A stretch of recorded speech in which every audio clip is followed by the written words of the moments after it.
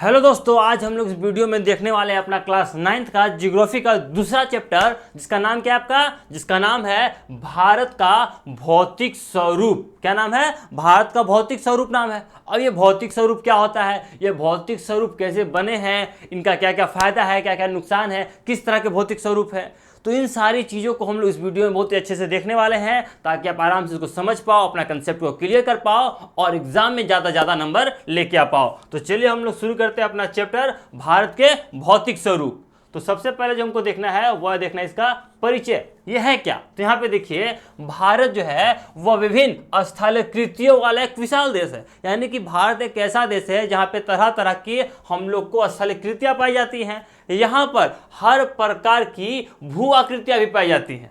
ठीक है, अब आप सोच रहे होंगे कि ये स्थलाकृतियाँ क्या होती हैं, ये भू आकृतियाँ क्या होती हैं। तो स्थलाकृतियाँ या फिर भू आकृति कहने का मतलब क्या है, यानी कि जो पृथ्वी है, जो धरती है, उस पर तरह तरह की आकृतियाँ पाई जाती हैं। अब ये तरह तरह की आकृतियाँ कैसी हो सकती हैं? जैसे कि आपका हो सकता है पर्वत। आपके सामने ये क्या दिख रहा है? आपको पर्वत दिख रहा है। तो तरह तरह की जो स्थलाकृतियाँ हैं उसमें क्या हो सकता है? आपका पर्वत हो सकता है। इसके अलावा क्या हो सकता है? घास का मैदान हो सकता है, या कोई विशाल मैदान हो सकता है, जैसे कि आपको यहाँ पे देखने को मिल रहा है। ये क्या है? यह मैदान है। ये क्या है? एक प्रकार का स्थलाकृति है। इसके अलावा अगर आप यहाँ पे देखो तो एक रेगिस्तान है। रेगिस्तान भी क्या है? रेगिस्तान भी आपका एक तरह का स्थलाकृति है। इसके अलावा अगर तुम यहाँ पर देखो, ये क्या है? ये आपका पठार है। पठार क्या होता है? तो पठार देखो, पठार जो होता है वह हर तरफ से लगभग क्या होता है? ऊंचा होता है। ठीक है, यानी कि नॉर्मल जो जमीन होता है उससे ऊंचा होता है, और जहां पर ऊंचा है वहां पर सपाट होता है। ऐसा नहीं कि ऐसे ऊंचा है, यहाँ पे ऊंचा है तो यहाँ पे चौक हो गया ना। लेकिन जो पठार होता है वह ऊंचा होता है, और ऊंचा होने के ऊपर में क्या हो जाता है? सपाट हो जाता है। यानी कि यहाँ पे रहने के लिए, लोगों के लिए तुम घर बना सकते हो, सड़कें बना सकते हो। ठीक है, यानी कि यहाँ पे अच्छा खासा जमीन होता है, जो कि नॉर्मल जमीन से क्या है? ऊंचा है। लेकिन ऊपर में जाकर क्या होता है? ये काफी लंबे दूरी तक में फैला हुआ होता है। ये पठार होता है। ये भी एक प्रकार क्या चीज है? स्थलाकृति है। ठीक है, इसके अलावा अगर तुम यहाँ पे और देखो तो क्या तुमको देखने को मिलेगा? द्वीप समूह। द्वीप समूह भी स्थलाकृति है। ठीक है, ये भी एक तरह की क्या है? आकृति, जो कि पृथ्वी पर पाई जाती है। अब ये द्वीप समूह क्या होते हैं? तो द्वीप समूह जो होते हैं आपके बड़े बड़े महासागरों में, सागरों में क्या होता है? छोटा छोटा जमीन का भूभाग होता है। ठीक है, जो कि चारों तरफ से क्या होता है? पानी से, जल से घिरा हुआ होता है। तो ये सब हम लोग क्या देखने को मिल रहा है? ये सब हम लोग को जमीन का टुकड़ा देखने को मिल रहा है, जो कि कहाँ पर है? जो कि आपको समुद्र के बीच में या फिर नदी के बीच में। कहने का मतलब है चारों तरफ से जल और बीच में जमीन का टुकड़ा, जिस पर लोग रह सकते हैं, बच सकते हैं, या फिर किसी प्रकार का कोई काम कर सकते हैं। तो ये क्या हो जाता है? आपका द्वीप समूह हो जाता है। यह भी आपका स्थलाकृति है।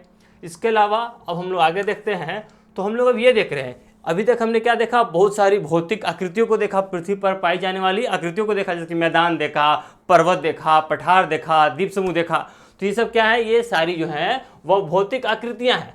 अब आप सोच रहे होगे कि पृथ्वी पर ये जो भौतिक आकृतियां, ये जो पर्वत बन गया, ये जो पठार बन गया, ये जो द्वीप समूह बन गया, ये कैसे बन गया? इसके कैसे बन गया? इसके पीछे कोई ना कोई तो सिद्धांत रहा होगा, यानी कोई ना कोई तो थ्योरी लगाए होंगे। हम लोग सोचेंगे ना कि हाँ कैसे बना, कैसे बना।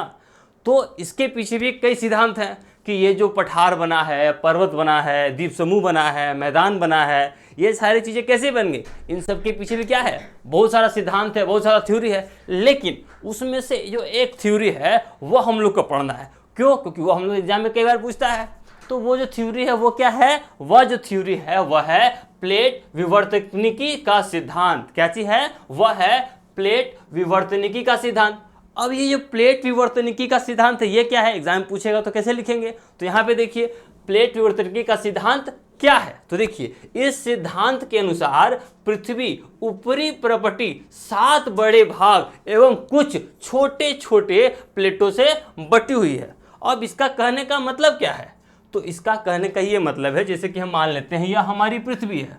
ठीक है, इस पृथ्वी को 7 बड़े बड़े भागों में ऐसे बांट दिया गया है, और कुछ छोटी छोटी भागे भी हैं। ठीक है, यानी कि हमारी जो पृथ्वी है ना, और उस पृथ्वी को 7 बड़े बड़े प्लेटों में और कुछ छोटे प्लेटों से बांटा गया है। अब मैं जैसे बना दिया गया हूँ, ऐसा ही वास्तव में प्लेट नहीं है।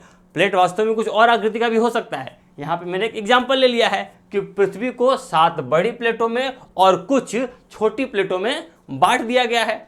अब यहाँ पे देखो, ये जो प्लेटें होती हैं वह गति करती हैं, ठीक है। जैसे कि जो धरती है वो गति कर रहा है, धरती के नीचे जो है वो क्या है, प्लेट है, उसी पर आपका मैदान है, पहाड़ है, पर्वत है, नदियां हैं, इन सब के नीचे क्या है, एक प्लेट है। और वो प्लेट क्या करता है, वह प्लेट जो है वह गति करते रहता है, यानी कि चलते रहता है, बहुत धीरे धीरे चलता है, यानी कि लाखों सालों में, हजारों सालों में कुछ सेंटीमीटर की गति करता है, लेकिन चलता तो है ना, गति तो करता है ना। तो हाँ, वो क्या करता है, गति करते रहता है। अब इस प्लेट की गति के कारण क्या होता है, प्लेट की गति के कारण उसके अंदर में, उसके ऊपर में जो महाद्वीप है वहां पर क्या होता है, सेलों में, यानी कि जो वहां पे पर्वत हैं, जो पहाड़ है, जो नदियां हैं, उन पर क्या होता है, दबाव उत्पन्न होता है, उन पर प्रेशर आता है, ठीक है, जिससे क्या होता है, अब वहां पे स्थलाकृतियों का बदलाव होगा, बहुत सारे चेंजेस आएंगे। तो कैसे कैसे चेंजेस आ सकते हैं, जैसे कि आपका वलन हो सकता है। ये वलन क्या होता है, वलन जैसे कि मान लो यहाँ पे आप फोटो देख रहे हो, यहाँ पे क्या हो रहा है, इधर से आके टकरा रहा है, इधर से आके टकरा रहा है, तो क्या हो जा रहा है, ऊपर उठ जा रहा है, ठीक है। मान लो ऐसे टकराया, कोई भी चीज़ ऐसे दो टकराएंगे तो क्या होती है, ऐसे उठ जाती है। देखो कोई भी चीज़ ऐसे दो आ रहा है, ऐसे आके टकराएगा तो क्या होगा, ऊपर उठ रहा है, तो इसी को क्या करते हैं हम लोग, वलन करते हैं। आया, टकराया, ऊपर उठ गया, क्या हो गया, वलन हो गया। तो पृथ्वी के नीचे का जो प्लेट है वो क्या कर रहा है, गति कर रहा है। तो इधर से मान लो कोई गति करते आ रहा है, इधर से कोई गति करते आ रहा है, बूम, धीरे से क्या हो गया, उठ गया। ये मैंने आपको स्पीड में दिखा दिया, लेकिन ये बहुत ही धीमा गति से प्लेट गति करता है, ठीक है। तो पहला क्या हो गया, इस प्लेट की गति कारण वलन होता है। इसके अलावा क्या होता है, भंसीकरण होता है।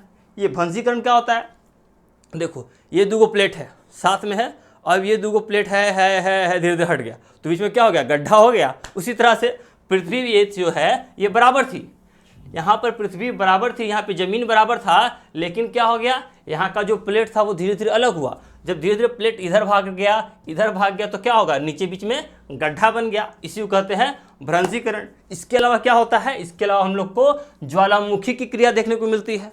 ज्वालामुखी क्या होता है, ज्वालामुखी जो होता है पृथ्वी के धरती है, तो धरती के नीचे जो लावा है वो किसी छिद्र के माध्यम से, कोई छेद के माध्यम से जो मैग्मा है उसके अंदर का धीरे धीरे क्या होता है, पृथ्वी की सतह पर आ जाता है, उसी को हम लोग क्या कहते हैं, ज्वालामुखी कहते हैं।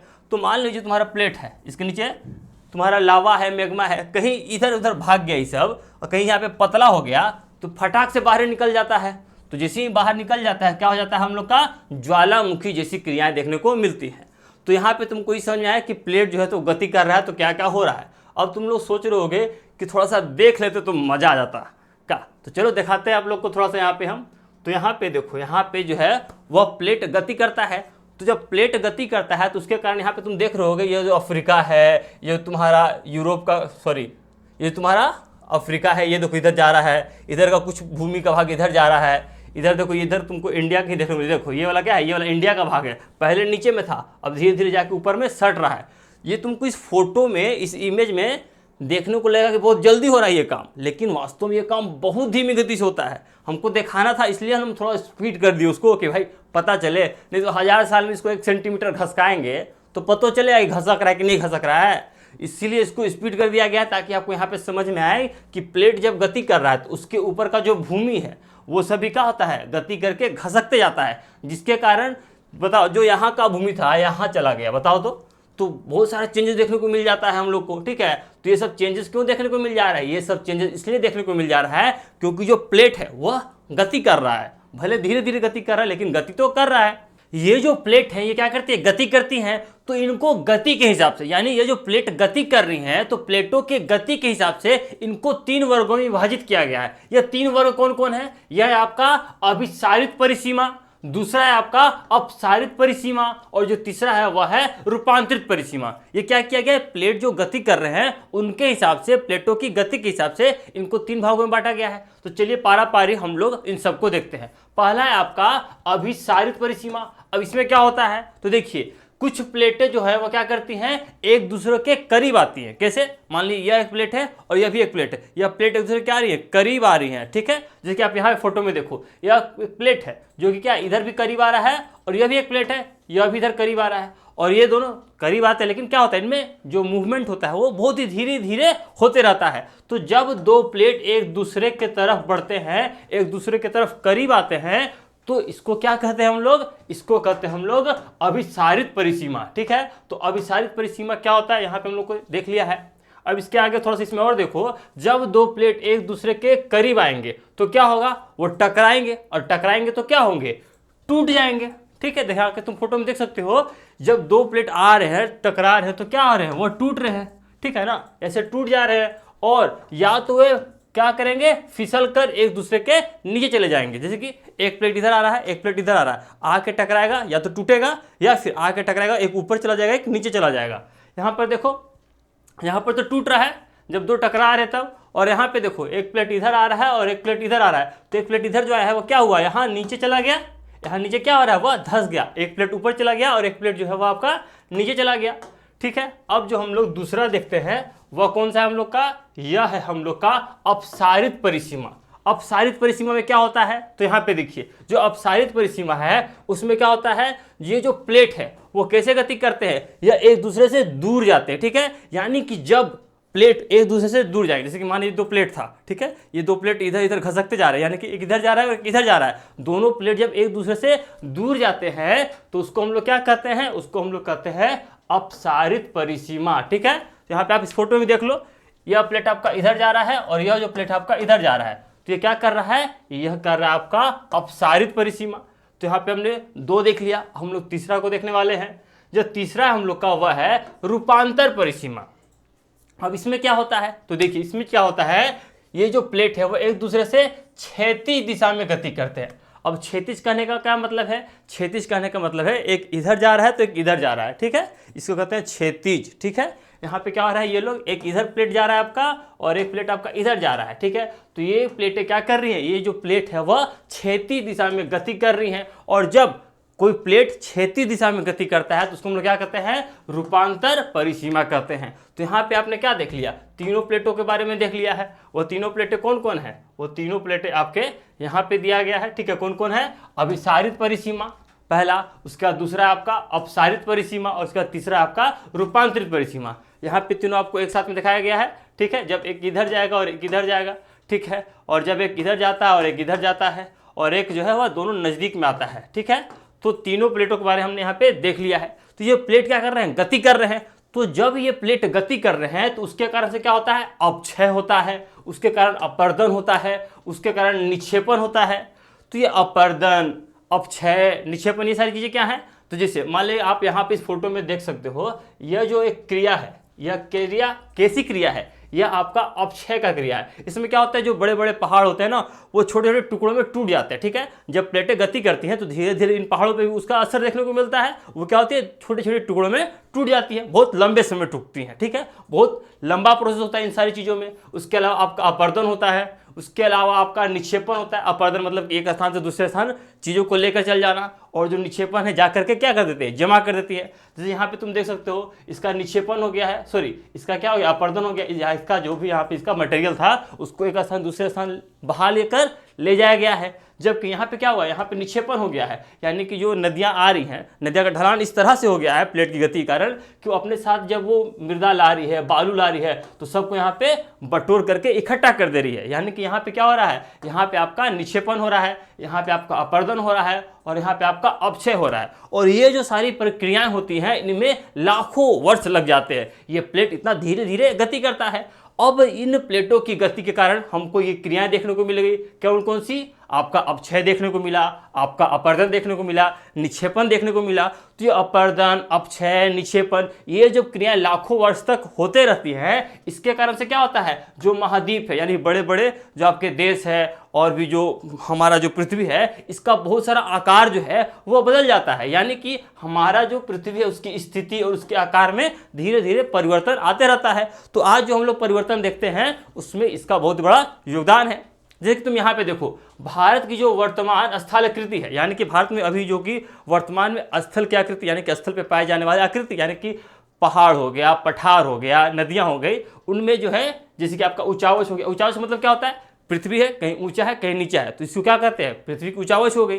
तो भारत में जो स्थलाकृतियाँ पाई जाती है, भारत में जो ऊंचावच पाया जाता है, इसका जो विकास हुआ है, या फिर आप ऐसे कह सकते हो, भारत में आपको जो बड़े बड़े पहाड़, और पठार, ये सारी जो उचावच है, स्थलीय कृतियां देखने को मिल रही हैं, इसके पीछे कौन जिम्मेवार है, इसके पीछे का कारण कौन है?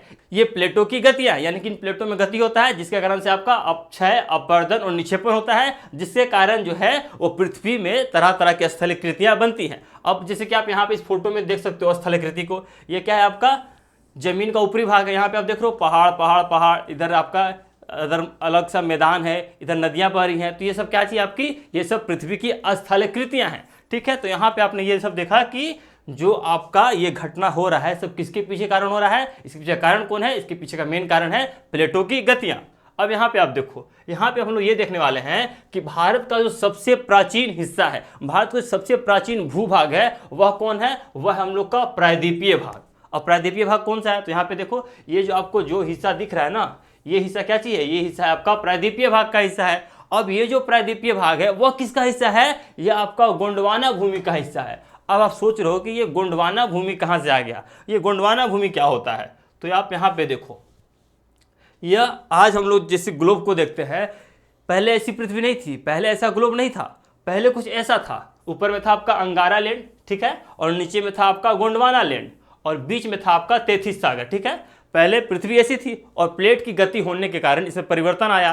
कई जो आपका जो नीचे का भाग था, जैसे कि जो अंगारा लैंड था, वो इधर से खसक के यहाँ चला गया, जैसे कि आप इस फोटो में देख भी सकते हो। यहाँ पे आपको नीचे में इंडिया यहाँ पे देखने को मिल रहा है।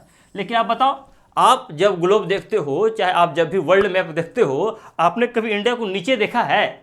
नहीं, इंडिया नीचे है ही नहीं वर्तमान समय में। इंडिया जो है इन प्लेटों की गति के कारण धीरे धीरे धीरे धीरे लाखों वर्ष में धीरे धीरे क्या हो गया, यहाँ से इंडिया पहुँच गया यहाँ पे। इसके पीछे कारण क्या था, इसके पीछे कारण था प्लेटों की गति। तो प्लेट में गति होने के कारण धीरे धीरे ये जो है आपका इंडिया यहाँ से खसक के यहाँ आ गया। ऑस्ट्रेलिया जो आपको यहाँ पे दिख रहा है, आपको वर्तमान समय में यहाँ पे देखने को मिलता है। ठीक है, अफ्रीका आपको जो यहाँ पे देखने को मिल रहा है, आपको अफ्रीका यहाँ पे देखने को मिलता है। तो बहुत सारी जो स्थितियाँ हैं वो बदल गई हैं, ठीक है, प्लेटों की गतियों के कारण। और हमने अभी तक ये देखा कि भारत का जो सबसे प्राचीन भाग है वह क्या है आपका, वह है प्रायद्वीपीय भाग, जो कि किसका हिस्सा था, जो कि गोंडवाना भूमि का हिस्सा था। और गोंडवाना भूमि कहाँ है, तो गोंडवाना भूमि आपका ये वाला है, ठीक है ना, ये क्या आपका गोंडवाना भूमि है। ऊपर में क्या है, अंगारा भूमि है, और यहाँ बीच में क्या है, यहाँ पे आपका तैथिस सागर है। तो चलिए अब इसके आगे हम लोग थोड़ा सा और आगे बढ़ते हैं। तो यहाँ पे हम लोग अब आ गए हैं कि गोंडवाना भूमि क्या है। कई बार क्वेश्चन आएगा आपका गोंडवाना भूमि क्या है, तो हम लोग क्या लिखेंगे, तो हमको समझ लेते हैं गोंडवाना भूमि क्या है। तो देखिए, गोंडवाना भूमि विशाल क्षेत्र में भारत, ऑस्ट्रेलिया, दक्षिण अफ्रीका तथा दक्षिण अमेरिका के शामिल क्षेत्र थे। यानी कि जो गोंडवाना भूमि था ना, यहाँ पे आप देखो, इस फोटो मैंने यहाँ पे आपको बताया है, तो यही था आपका क्या चीज, गोंडवाना भूमि। और इसी गोंडवाना भूमि में आपको अफ्रीका देखने को मिल रहा है, इंडिया देखने को मिल रहा है, ऑस्ट्रेलिया देखने को मिल रहा है, साउथ अमेरिका देखने को मिल रहा है। यही सब भूमि क्या था, तो यही सब क्या था आपका, ये सब आपका गोंडवाना भूमि का हिस्सा था। ठीक है, गोंडवाना भूमि का ये सब हिस्सा था। इसके अलावा जो अभी हमने वर्तमान में देखा, अंगारा भूमि, गोंडवाना भूमि, तैथिस भूमि, ये पहले ऐसा ही था तो नहीं, इससे पहले जब और जाओगे तो अंगारा लैंड, गोंडवाना लैंड, तैथिस सागर ये भी नहीं था। तो उससे पहले क्या था, उससे पहले हम लोग का पेंजिया था। ठीक है, और पेंजिया जो है वो टूट करके अंगारा लैंड, गोंडवाना लैंड और तैथिस सागर बनता है। चलो उसको भी यहाँ पे हम लोग देख ही लेते हैं। तो यहाँ पे हम लोग आ गए, तो यहाँ पर आपको ये जो अंगारा लैंड ऊपर में दिखने को मिल रहा है, ये अंगारा लैंड है, और ये गोंडवाना लैंड है, ये तैथिस सागर है। यह पहले से नहीं था, इससे पहले ये जो है पहले एक ही में था, और वो था आपका काची पेंजिया था। सबसे पहले ये जब एक ही में था तो यह पेंजिया था। पेंजिया के बाद ये दो हिस्सों में टूटा, ऊपर में अंगारा लैंड और नीचे में गोंडवाना लैंड, और बीच में तैथिस सागर टूटा। ठीक है, उसके बाद से जाकर के यहाँ का जो इंडिया था वह धीरे धीरे ऊपर आकर क्या बन गया, भारत ऊपर आ गया। और अभी हम लोग जो वर्तमान भारत देखते हैं वो इसका हिस्सा है। ठीक है, वो किसका हिस्सा था, वो आपका गोंडवाना का हिस्सा था। ठीक है, गोंडवाना का हिस्सा हम लोग समझ गए। अब चलिए हम यहाँ पे देखते हैं हिमालय के निर्माण के बारे में। आखिर वर्तमान समय में जो भारत में हिमालय है, उस हिमालय का निर्माण कैसे हुआ। तो देखिए, सबसे पहले ये क्या था, ये तो पूरा एक ही में था, यानी कि पेंजिया था। उसके बाद आपका अंगारा लैंड बना, उसके बाद गोंडवाना लैंड बना, और यहाँ पे क्या बन गया आपका, तैथिस सागर बन गया। उसके बाद यहाँ पे क्या होता, यहाँ पे लगातार जो है आपका ये प्लेट जो है वो गति करते रहे। क्यों, क्योंकि यहाँ पर जो है संवहनीय धाराएं चल रही थी, एक ऊर्जा का निर्माण हो रहा था, जिस कारण से जो प्लेटें हैं वो गति कर रही थी। अब इसी प्लेटों के गति करने के क्रम में क्या हुआ, यहाँ पे जो आपका इंडिया है वह इधर से घुस करके ऊपर चला जाता है। यानी क्या हो रहा है, यानी कि आप बोल सकते हो भारत, ऑस्ट्रेलिया, ये जो प्लेट है ये कहाँ है, भारत ऑस्ट्रेलिया जो प्लेट है वो सब गोंडवाना भूमि से अलग हो गए। गोंडवाना में थे यहाँ पर, लेकिन यहाँ से ये जो प्लेट है वो अलग होकर के उत्तर की दिशा में जा रहे हैं। यानी कि ये सब यहाँ से धीरे धीरे उत्तर, उत्तर किधर होता है, उत्तर आपका ऊपर होता है और नीचे में दक्षिण होता है। तो ये उत्तर दिशा की ओर गति करने लगे और जाकर के कहाँ चले गए, ये सब जो है वह ऊपर चले गए। ऊपर में कौन सा था, तो ऊपर में जो प्लेट था वह था आपका यूरेशियन प्लेट। कहाँ पर, और यहाँ पर यूरेशियन प्लेट से टकरा गए। अब जब यूरेशियन प्लेट से टकराए तो क्या हुआ, तो यहाँ पे बीच में क्या था आपका, यहाँ पर बीच में था आपका तैथिस सागर, और यहाँ से आपका इंडियन प्लेट जो ऊपर जाके यूरेशियन प्लेट से टकरा रही है, और टकराने के बाद क्या होगा, इन दोनों प्लेटों के बीच में स्थित जो तैथिस सागर है वह भू अभिनीति के अवसादी। इसका मतलब क्या हुआ, देखिए यहाँ पर जो आपका बीच में तैथिस सागर था, तो यहाँ पर इधर से जो नदियाँ आ रही हैं, चाहे इधर से जो नदियाँ आ रही हैं, वो बीच में अपना जमाव कर रही है, निक्षेप कर रही है, ठीक है। क्योंकि नदियाँ जब आती है तो क्या लाती हैं, अपने साथ मृदा को लाती हैं, अपने साथ बालू को लाती है, छोटे छोटे कंकड़ को लाती हैं। तो यहाँ पे काफ़ी समय तक भर गया था, और जब भारत जो है वो ऊपर जा रहा है, यहाँ पर यूरेशियन प्लेट है इससे टकरा रहा है, तो बीच का जो तैथिस सागर है उसमें क्या हुआ, भू अभिनीति अवसाद जो था उसका, यानी कि जो भी नदियाँ आई थी उसका जो अवसाद था वहाँ पे जमाव था, वह चट्टान से हो करके, यानी कि चट्टान के समान बन करके ऊपर उठ जाता है और क्या करता है, वलित हिमालय पर्वत का निर्माण कर देता है। यानी कि यहाँ पे आपका क्या बन गया, यहाँ पे आपका हिमालय पर्वत बन गया। कैसे बन गया, चलिए इसको हम लोग थोड़ा सा देख लेते हैं। यहाँ पर देखो, आप यहाँ पर जैसे कि आप यहाँ पे देख पा रहे हो क्या हो रहा है, यहाँ पे आप देखोगे नीचे से आपका भारत आएगा, ठीक है। यहाँ से देखो नीचे से भारत आया, ऊपर में यूरेशियन प्लेट है, वहाँ पे टकराएगा, ठीक है। यहाँ पे ध्यान से देखो, यहाँ पे टकराने से पहले यहाँ पे क्या था आपका, बीच में यहाँ पे पानी देखने को मिल रहा होगा, ठीक है। यहाँ पीछे पानी था, यहाँ से आपको आ रहा है इंडिया का प्लेट, ऊपर में यूरेशियन प्लेट है, टकरा रहा है, और टकराने के बाद यहाँ पे क्या निर्माण हो जा रहा है, यहाँ पे आपको हिमालय निर्माण हो जा रहा है। तो हिमालय का निर्माण कैसे हो गया, यहाँ से जो इंडियन प्लेट था यूरेशियन प्लेट से टकराया, और बीच में जो आपका तैथिस सागर था वही पे जो भी जमा हुआ था उसको सब उठा करके एक हिमालय का निर्माण हो गया। तो हिमालय का निर्माण यहाँ पे हो गया, आपको यह समझ में आ गया है। अब हम लोग थोड़ा आगे देखते हैं। अब चलिए हम लोग देखते हैं उत्तर भारत के मैदान का निर्माण, यानी कि भारत के जो उत्तर में मैदान है उसका निर्माण कैसे हुआ है। तो इससे पहले हमने क्या देख लिया है, हिमालय का निर्माण देख लिया है। तो देखिए जब आपका हिमालय बना, हिमालय कैसे बना, यहाँ से इंडियन प्लेट आया, यहाँ से यूरेशियन प्लेट से टकराया, तो क्या बन गया आपका हिमालय बन गया। तो देखिए जब हिमालय बना तो साथ साथ वो क्या बना दिया, वो आपका द्रोणी बना दिया। अब द्रोणी क्या होता है, तो देखिए यहाँ पर जब हिमालय बना है, मान लेते ये आपका हिमालय है, हिमालय जब ये आपका बना है ना, तो हिमालय के नीचे में क्या है, एक आपका नीचे का जमीन, जैसे कि ये आपका हिमालय मान लेते, तो इसके नीचे में क्या है, बहुत सारा जमीन है जो कि इस पर्वत से नीचे है, तो इसी को हम लोग क्या कहते हैं, द्रोणी कहते हैं। अब यहाँ पे जो द्रोणी बना है, तो हिमालय के पास में क्या बन गया, द्रोणी बन गया।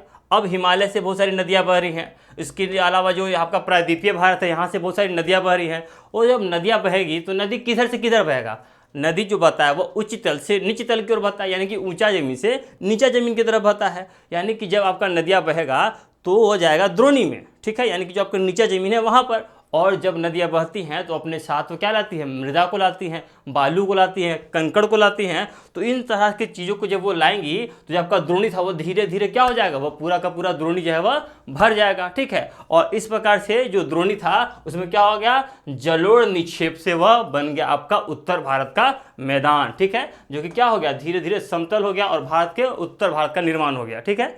क्या हो सही हुआ, थोड़ा सा फिर समझ लेते हैं। यहाँ पे आपका बन गया हिमालय, ठीक है, मान लेते हैं आपका हिमालय बन गया, और आपका इधर से बहुत सारी नदियाँ आ रही हैं, इधर से बहुत सारी नदियाँ आ रही हैं, और धीरे धीरे इन नदियों ने क्या किया, यहाँ पे निक्षेप कर दिया, और यहाँ उसको क्या कर दिया, एक समतल मैदान का निर्माण कर दिया, और यही मैदान कहलाता है आपका उत्तर भारत का मैदान। तो आपने यहाँ पे ये देख लिया कि उत्तर भारत का जो मैदान है उसका निर्माण कैसे हो गया। अब हम लोग आगे यहाँ पे ये देखने वाले हैं कि भूगर्भीय तौर पर प्रायद्वीपीय भारत का जो पठार है वह क्या है, वह जो है वह पृथ्वी का प्राचीनतम भाग है। क्योंकि हमने देखा था, क्या चीज़ देखा था, हमने देखा था कि जो आपका प्रायद्वीपीय भारतीय वाला जो हिस्सा है यह कहाँ से आया है, यह आया हम लोग का गोंडवाना लैंड से, और ये क्या चीज़ था, बहुत ही प्राचीन था। जबकि अगर आप बात करो इस हिमालय का, ठीक है, किसका मैं अगर बात करता हूँ आपका, ये हिमालय आपका यहाँ पे बना है ना, तो हिमालय कब बना, जब नीचे से इंडियन प्लेट आया और ऊपर आपका यूरेशियन प्लेट था, टकराया और हिमालय बना। तो हिमालय तो बाद में बना है ना, हिमालय तो नया बना है। इसीलिए हम लोग क्या कह रहे हैं, इसीलिए हम लोग कह रहे हैं कि जो भूगर्भीय तौर पर, यानी कि भूगर्भीय मतलब क्या है, पृथ्वी का जो गर्भ है, यानी कि पृथ्वी में जो चीज़ें बन रही हैं उसके हिसाब से जो बना है पहले कौन, तो बना सबसे पहले आपका ये तो क्या था, आपका भारत का प्रायद्वीपीय भाग, तो ये तो बहुत पहले बन चुका था। लेकिन जो हिमालय है ये तो नया बना है। इसीलिए यहाँ पे कहा जा रहा है कि भारत का जो प्रायद्वीपीय भाग है वह क्या है, पृथ्वी का बहुत ही पुराना भाग है। लेकिन अगर आप लोग बात करते हो निर्माण के हिसाब से, जो आपका हिमालय बना है वह क्या बना है, वह नया बना है। इसके अलावा यहाँ पे आपका जब हिमालय बना उसी के बाद में यहाँ पे क्या बना, बहुत सारा आपका मैदान बना, जिसको क्या कहते हैं, उत्तर भारत का मैदान कहते हैं। तो जो आपका उत्तर भारत का मैदान है यह भी कैसी आकृति है, यह भी आपकी नई आकृति है, यानी कि हाल में ही बनी गई आकृति है, क्योंकि आपका हिमालय बना और हिमालय के बाद क्या बना, आपका बना उत्तर भारत का मैदान।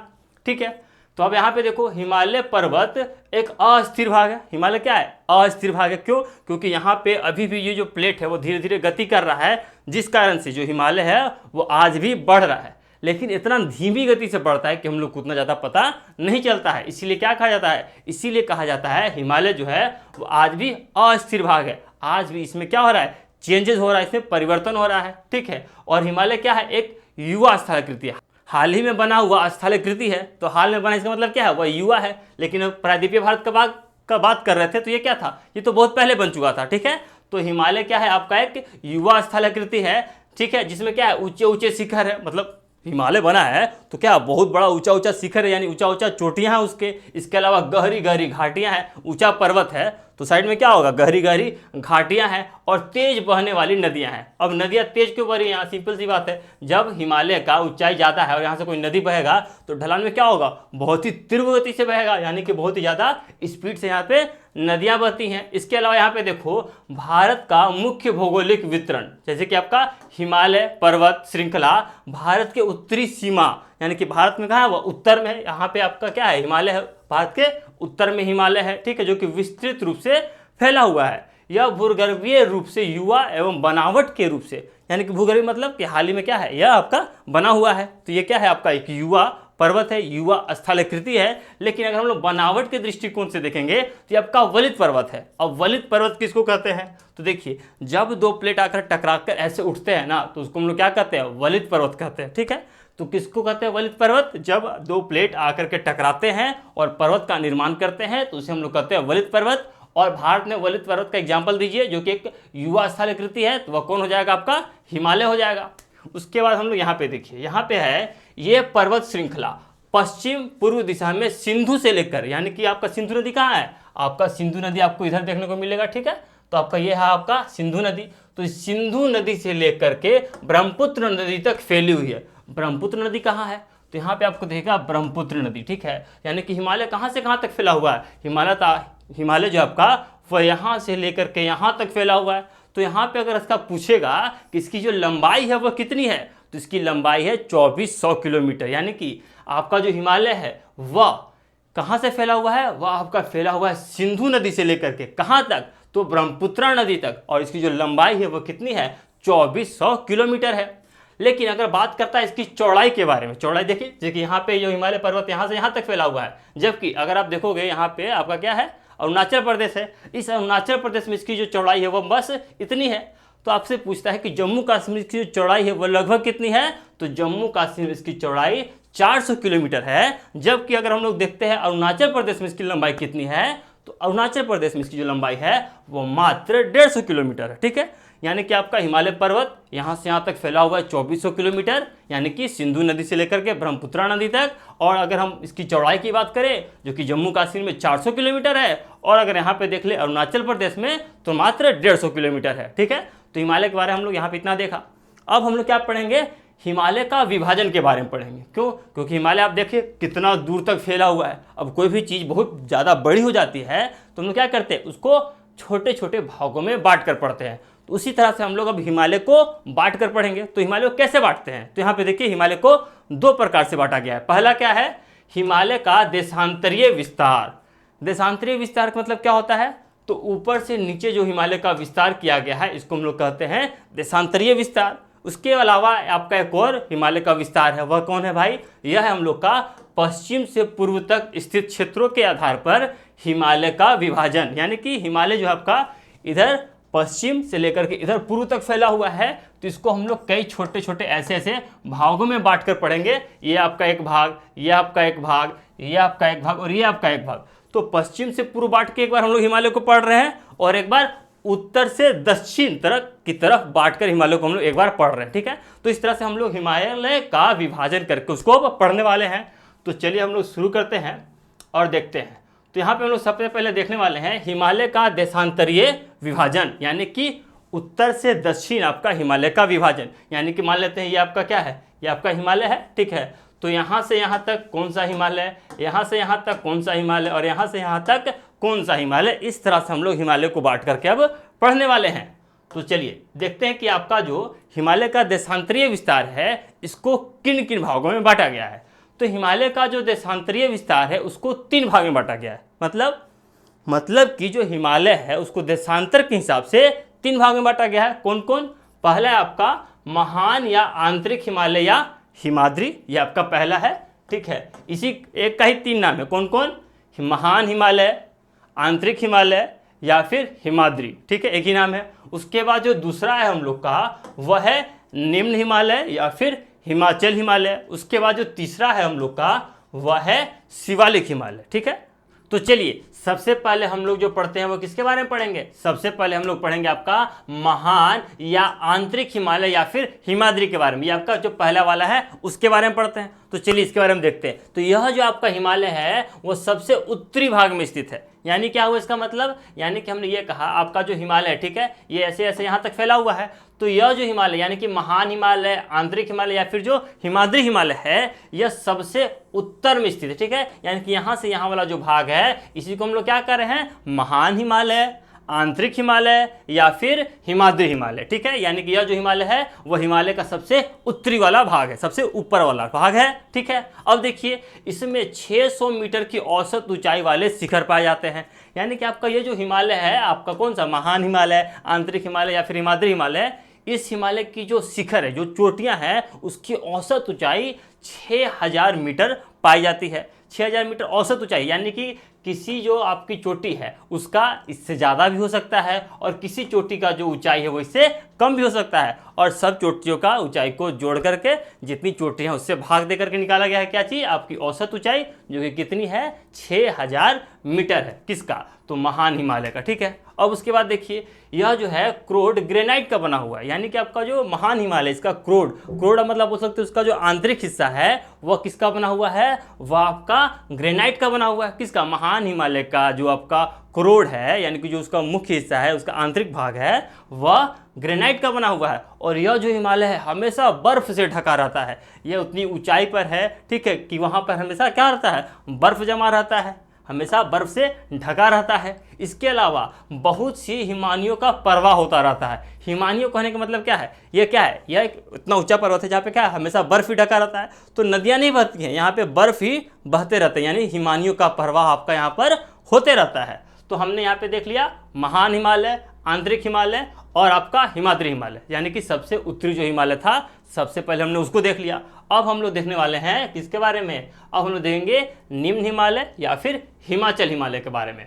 चलिए अब हम लोग आ गए उसके ऊपर, तो इसको हम लोग देखते हैं निम्न हिमालय या फिर हिमाचल हिमालय। तो देखिए हिमाद्री के दक्षिण में स्थित यह श्रृंखला सबसे असम है, यानी कि यहाँ पे बहुत ही असमता पाई जाती है, ठीक है, बहुत ही भिन्नता है यहाँ पे। अब देखो इसकी जो औसत ऊंचाई है वह कितना है?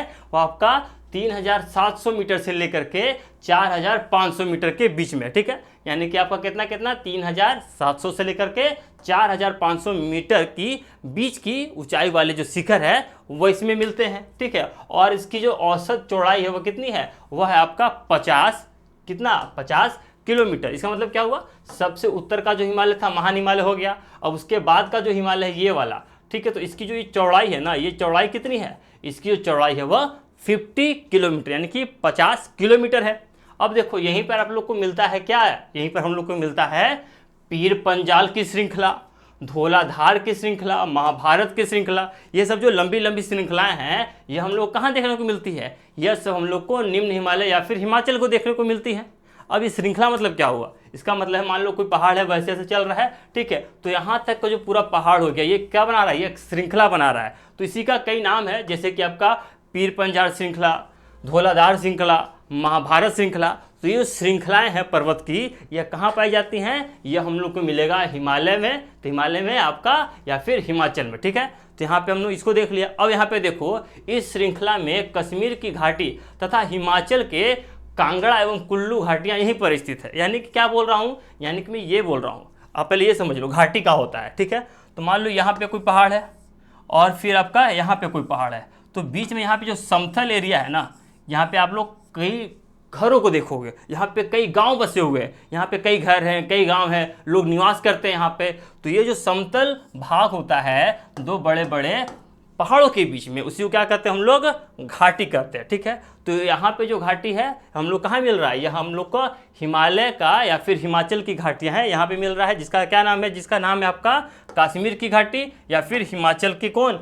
कांगड़ा या फिर कुल्लू। तो कुल्लू घाटी पूछेगा कहाँ है, तो कुल्लू घाटी आपका हिमाचल में है। कहाँ है? हिमाचल में है। तो यहाँ पे आपने हिमाचल में देख लिया कि क्या है? कुल्लू घाटी है। तो हिमाचल जो आपका हिमालय है यह भी कंप्लीट हो गया। अब हम लोग ये देखने वाले हैं शिवालिक के बारे में, यानी कि हमने जो 3 पॉइंट रखा था ना, तो सबसे दक्षिण का जो हिमालय है, देशांतरीय विस्तार के हिसाब से सबसे दक्षिण का जो हिमालय है वह आपका शिवालिक हिमालय है। अब इसके बारे में हम लोग देखने हैं, तो इसके बारे में क्या क्या पढ़ना है यहाँ देखिए। तो यहाँ है आपका हिमालय की सबसे बाहरी श्रृंखला है। अब बाहरी श्रृंखला मतलब क्या हुआ? देखिए हिमालय जो है ऐसे है, ठीक है, 1 2 3 है, अब ऐसे है। तो ये आपका सबसे आंतरिक हिमालय हो गया। सबसे उत्तर वाला जो हिमालय था वो आपका आंतरिक हिमालय, और ये जो है हिमालय सबसे दक्षिण वाला, ये क्या है? सबसे बाहरी हिमालय, ठीक है। तो सबसे बाहरी हिमालय कौन है आपका? सबसे बाहरी हिमालय है हम लोग का शिवालिक हिमालय। उसके बाद यहाँ देखिए, इसकी जो चौड़ाई है वह 50 और 10 के बीच में है। यानी कि जो आपका शिवालिक है, मान लो यहाँ से लेकर यहाँ तक आपका शिवालिक फैला हुआ है, तो इसकी जो चौड़ाई है वह 10 से लेकर के 50 किलो के मीटर के बीच में मिलती है। और यहाँ पे जो हम लोग को ऊंचा ऊंचा शिखर मिलता है वो कितना कितना है? वह है आपका 900 से लेकर के 1100 मीटर की ऊंचाई के शिखर हम लोग को मिलते हैं शिवालिक हिमालय में। इसके अलावा यहाँ पे देखिए, यह श्रृंखला उत्तर में स्थित मुख्य हिमालय श्रृंखलाओं से जो निकलती है नदियाँ, ठीक है। जैसे कि हिमालय ये है, तो हिमालय यहाँ से क्या निकल रही है? नदियाँ निकल रही हैं, ठीक है। तो नदियाँ जब आती हैं तो क्या लाती हैं? अपने साथ मृदाओं को लाती हैं, बालुओं को लाती हैं, कई अवसादों को लेकर आती हैं। तो यहाँ पे हम लोग को ये दिख रहा है को मिलता है कि उत्तर में जितने हिमालय हैं उन नदियों से लाए जाने वाले अवसादों से उनके जो असंपीड़ित अवसाद है उससे क्या होता है? इस हिमालय का यानी कि जो शिवालिक है उसका निर्माण भी होता है साथ में, ठीक है ना। यानी कि यहाँ जो घाटियाँ पाई जा रही है कहाँ पे? शिवालिक में। यानी कि शिवालिक की जो आपके बड़े बड़े पहाड़ है उसके बीच में जो रहने का स्थान है, समतल मैदान है, यहाँ पर जो ये मैदान पाए जा रहे हैं, जो घाटियाँ पाई जा रही हैं, यहाँ पे जलोढ़ मिट्टी हम लोग को ज़्यादा देखने को मिलती है। क्यों? क्योंकि यहाँ पे जो नदियाँ हैं वो क्या लेकर आ रही हैं? जलोढ़ मिट्टी को लेकर के आ जाती हैं। इसीलिए हम लोग को शिवालिक के मैदानों में देखने को क्या मिलता है? हम लोग को जलोढ़ मृदा देखने को मिलती है। इसके अलावा तुम यहाँ पे ये देखोगे, निम्न हिमालय तथा शिवालिक के बीच में स्थित है लंबवत घाटी, उसका क्या नाम है? उसका नाम है दून। जैसे कि मैंने आपको यहाँ पे बोला ना घाटी, तो ये जो आपका घाटी है, तो ये शिवालिक का घाटी उसका खास नाम है। उस खास नाम क्या है? उसको खास नाम से बोला जाता है दून, ठीक है। यानी कि जो शिवालिक की घाटी है उसको किस नाम से जाना जाता है? उसको दून के नाम से जाना जाता है। जैसे कि आपको देहरादून, जैसे कि आपको कोटली दून या फिर पाटली दून। तो ये दून कहाँ मिलेंगे हम लोग को? ये जो दून है हम लोग को मिलेंगे शिवालिक की घाटियों में, ठीक है। समझ में आ गया आपको यहाँ तक? चलिए हम लोग देखते हैं जो हिमालय पश्चिम से पूर्व तक, ये जो पश्चिम से पूर्व तक जो हमारा हिमालय फैला हुआ है इसको हम लोग बांट कर पढ़ते हैं। तो जो आपका पश्चिम से पूर्व तक हिमालय फैला हुआ है इसको हम लोग कैसे कैसे बांट कर पढ़ेंगे? तो इसको हम लोग देखिए कैसे पढ़ेंगे। इसको हम लोग हिमालय, कौन सा हिमालय? पंजाब हिमालय। इसको हम लोग कुमाऊं हिमालय, इसको हम लोग नेपाल हिमालय और असम हिमालय के भागों में बांट करके पढ़ने वाले हैं। तो चलिए सबसे पहले हम लोग किसको देखेंगे? सबसे पहले हम लोग देखने वाले हैं पंजाब हिमालय को। तो यहाँ आपका आ गया पंजाब हिमालय। अब देखिए पंजाब हिमालय कहते किसको है? ये कहाँ से कहाँ तक फैला हुआ है? तो देखिए पंजाब हिमालय जो आपका यहाँ पर आपको देखने को मिल रहा है सिंधु नदी से लेकर के यहाँ पे आपको देखने को मिल रहा है सतलज नदी, ठीक है। तो ये जो आपका भाग है हिमालय का, कौन सा? सिंधु नदी से लेकर के सतलज नदी के बीच का जो भाग है आपका हिमालय का, उसी को हम लोग क्या कहते हैं? उसको हम लोग कहते हैं पंजाब हिमालय। इसको और नाम से भी जाना जाता है, क्या चीज़ क्या चीज़? इसी को आपको कश्मीर हिमालय या फिर इसको हिमाचल हिमालय के नाम से जाना जाता है, ठीक है। तो पंजाब हिमालय, कश्मीर हिमालय और हिमाचल हिमालय को हमने यहाँ पे समझ लिया, जो कि किन नदियों के बीच में पाया जाता है। ये आपको मिलता है किससे? सिंधु नदी, यहाँ पे आपका सिंधु नदी है और यहाँ पे आपका सतलज नदी है। इसके बीच का हिमालय को हम लोग को जान गए, क्या नाम है इसका? नाम है आपका पंजाब हिमालय। अब हम लोग देखते हैं अपना नेक्स्ट हिमालय को। आगे हम लोग का नेक्स्ट हिमालय ये कौन सा है? यह है हम लोग का कुमाऊं हिमालय। कौन सा भाई? कुमाऊं हिमालय है। अब हम लोग देखते हैं कुमाऊं जो हिमालय है यह कहाँ से कहाँ तक विस्तृत है, कहाँ से कहाँ तक फैला हुआ है। तो ये देखिए जो कुमाऊं हिमालय है वह सतलज नदी से लेकर के काली नदी तक फैला हुआ है। कहाँ से कहाँ तक? सतलज नदी से लेकर के काली नदी तक फैला हुआ है। देखिए यहाँ पे आपका क्या चीज़ है? सतलज नदी है और यहीं पर आपका कहीं है क्या चीज़? काली नदी। ठीक है, कौन सी नदी? काली नदी। तो सतलज नदी से लेकर के काली नदी के बीच का जो भाग है हिमालय का, उसको हम लोग क्या कहते हैं? उसको हम लोग कहते हैं कुमाऊं हिमालय। ठीक है, पंजाब हिमालय देख लिया, कुमाऊं हिमालय देख लिया। अब हम लोग कौन सा हिमालय देखने वाले हैं? तो अब हम लोग यहाँ पर देखने वाले हैं, अब चलिए हम लोग देखते हैं नेपाल हिमालय के बारे में। तो नेपाल हिमालय कहाँ से कहाँ तक फैला हुआ है? जो नेपाल हिमालय है आपका वह यहाँ पर लगभग काली नदी है, यहाँ से लेकर के आपकी यहाँ इधर जो तीस्ता नदी है इसके जो पूरे भाग हैं, यह जो पूरा भाग है आपका हिमालय का, इसी को हम लोग क्या कहते हैं? इसी को हम लोग कहते हैं नेपाल हिमालय। तो नेपाल हिमालय कहाँ से कहाँ तक फैला हुआ है? नेपाल हिमालय जो है वह काली नदी से लेकर के तीस्ता नदी तक फैला हुआ है, काली से तीस्ता। ठीक है, तो काली से तीस्ता तक हिमालय का भाग फैला हुआ है, उसको हम लोग क्या कहते हैं? उसको हम लोग कहते हैं नेपाल हिमालय। अब उसके बाद कौन सा हिमालय है? उसके बाद आगे हम लोग का असम हिमालय। कौन सा हिमालय? असम हिमालय। अब ये जो असम हिमालय है यह कहाँ से कहाँ तक फैला हुआ है? तो जो आपका असम हिमालय है वह तीस्ता नदी से लेकर के, कौन सी नदी? तीस्ता नदी। इधर आपका क्या है? इधर आपका तीस्ता नदी है, तो तीस्ता नदी से लेकर के दिहांग नदी तक। आपका दिहांग नदी है ना, जो यहाँ पे क्या है? असम में आपका प्रवेश करता है कौन? दिहांग नदी, यानी कि ब्रह्मपुत्र नदी के नाम से उसको जानते हैं। ठीक है, तो यहाँ पे आपका जो दिहांग नदी है और यहाँ पे आपका कौन सी नदी है? यहाँ पे आपकी तीस्ता नदी है। तो दिहांग नदी से लेकर के तीस्ता नदी तक का जो आपका हिमालय का क्षेत्र है, उस पूरे क्षेत्र को हम लोग क्या कहते हैं? उस पूरे क्षेत्र को हम लोग कहते हैं असम हिमालय। ठीक है, तो यहाँ पे हमने हिमालय का पश्चिम से लेकर के पूर्व तक का विस्तार के हिसाब से हिमालय को बांट करके भी पढ़ लिया। अब चलिए हम लोग पढ़ते हैं भारत के पूर्वांचल राज्य, यानी कि पूर्वी पहाड़ियां जो आपके भारत के पूर्व में पड़ती हैं। इसके अलावा पूर्वी जो पर्वत श्रृंखलाएं हैं उन सबको हम लोग यहाँ पे देखने वाले हैं। तो सबसे पहले देखिए ये आपका भारत का नक्शा है। अब इस भारत के नक्शा में पूर्व किधर होगा? तो ये आपका उत्तर हो गया, ये आपका दक्षिण हो गया, ये आपका पूर्व हो गया और ये आपका पश्चिम हो गया। तो पूर्व किधर है? पूर्व इधर है। तो पूर्वी राज्य कौन हो जाएंगे भारत के? ये जो राज्य है ये आपके भारत के पूर्वी राज्य हो जाएंगे। तो कौन कौन आते हैं पूर्वी राज्य में? आपका आता है अरुणाचल प्रदेश, आपका आता है असम, मेघालय, इधर देख लो तो इधर हो जाएगा नागालैंड, मणिपुर, मिजोरम और फिर त्रिपुरा। ये जो राज्य आते हैं ये राज्य आपके आते हैं पूर्वी राज्य भारत के। अब इसी में हम लोग को देखना है यहाँ की पूर्वी पहाड़ियों के बारे में और यहाँ की जो पर्वत श्रृंखला है उसके बारे में।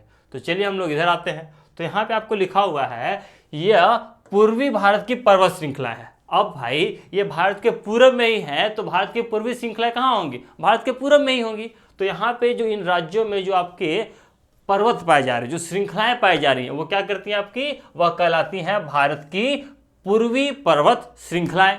अब आगे आप देखो, जिसमें ब्रह्मपुत्र जो है वह हिमालय की सबसे पूर्वी सीमा बनाता है। कौन? ब्रह्मपुत्र। यानी कि यहाँ आपको कौन सी नदी देखने को मिल रही है? आपको ब्रह्मपुत्र नदी देखने को मिल रही है और ये यहाँ से आकर के आपको यहाँ पे भारत में एंट्री करके भारत के पूर्वी राज्य में आ गई। तो यहाँ पर ये क्या कर रही है? यहाँ पर जो आपका इधर हिमालय फैला हुआ था ना, ऐसा हमने हिमालय के बारे में तो पढ़ लिया है। तो आपका हिमालय का जो पूर्वी सिरा है, पूर्वी जो आपका यहाँ पे छोर है हिमालय का, यह कौन बना रहा है? यह आपका बना रहा है ब्रह्मपुत्र नदी। कौन? ब्रह्मपुत्र नदी बना रही है हिमालय का आपका पूर्वी सीमा।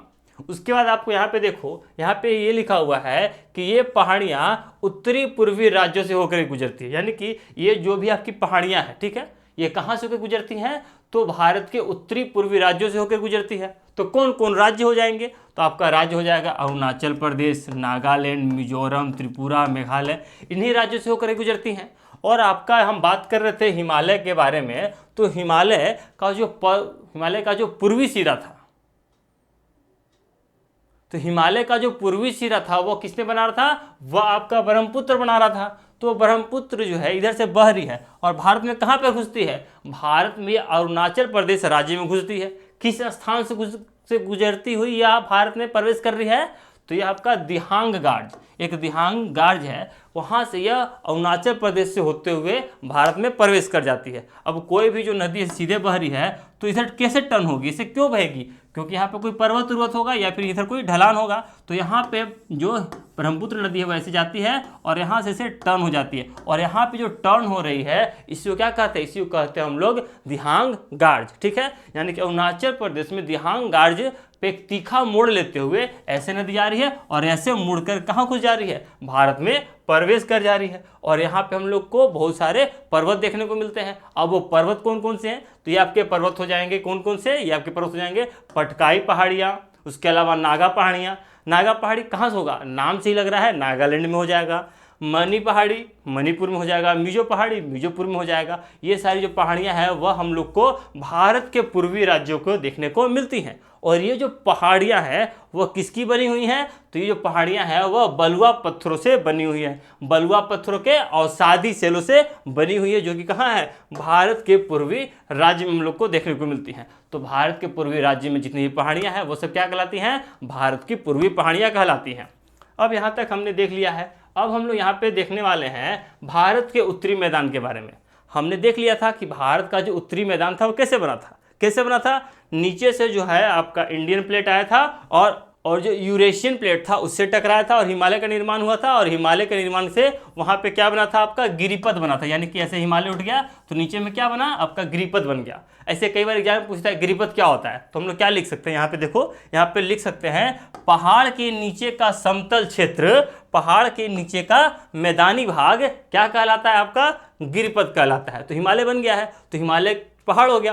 पहाड़ के नीचे क्या है? आपका ढलान क्षेत्र है, समतल मैदान है, वही क्या है? आपका गिरिपथ है, ठीक है। तो हिमालय बन गया, वहाँ पे गिरिपथ बन गया, और उस गिरिपथ में क्या हुआ? बहुत सारे नदियों के द्वारा अवसाद और उनकी मिट्टियाँ ये सब ला करके उसको समतल मैदान बनाया गया है, ठीक है। तो यहाँ पे पूछता है कि आपका जो उत्तरी मैदान बना है मुख्य रूप से कौन सी 3 नदियों द्वारा या फिर कौन सी 3 नदियों के जो और सहायक नदी तंत्र है उसके द्वारा बना है?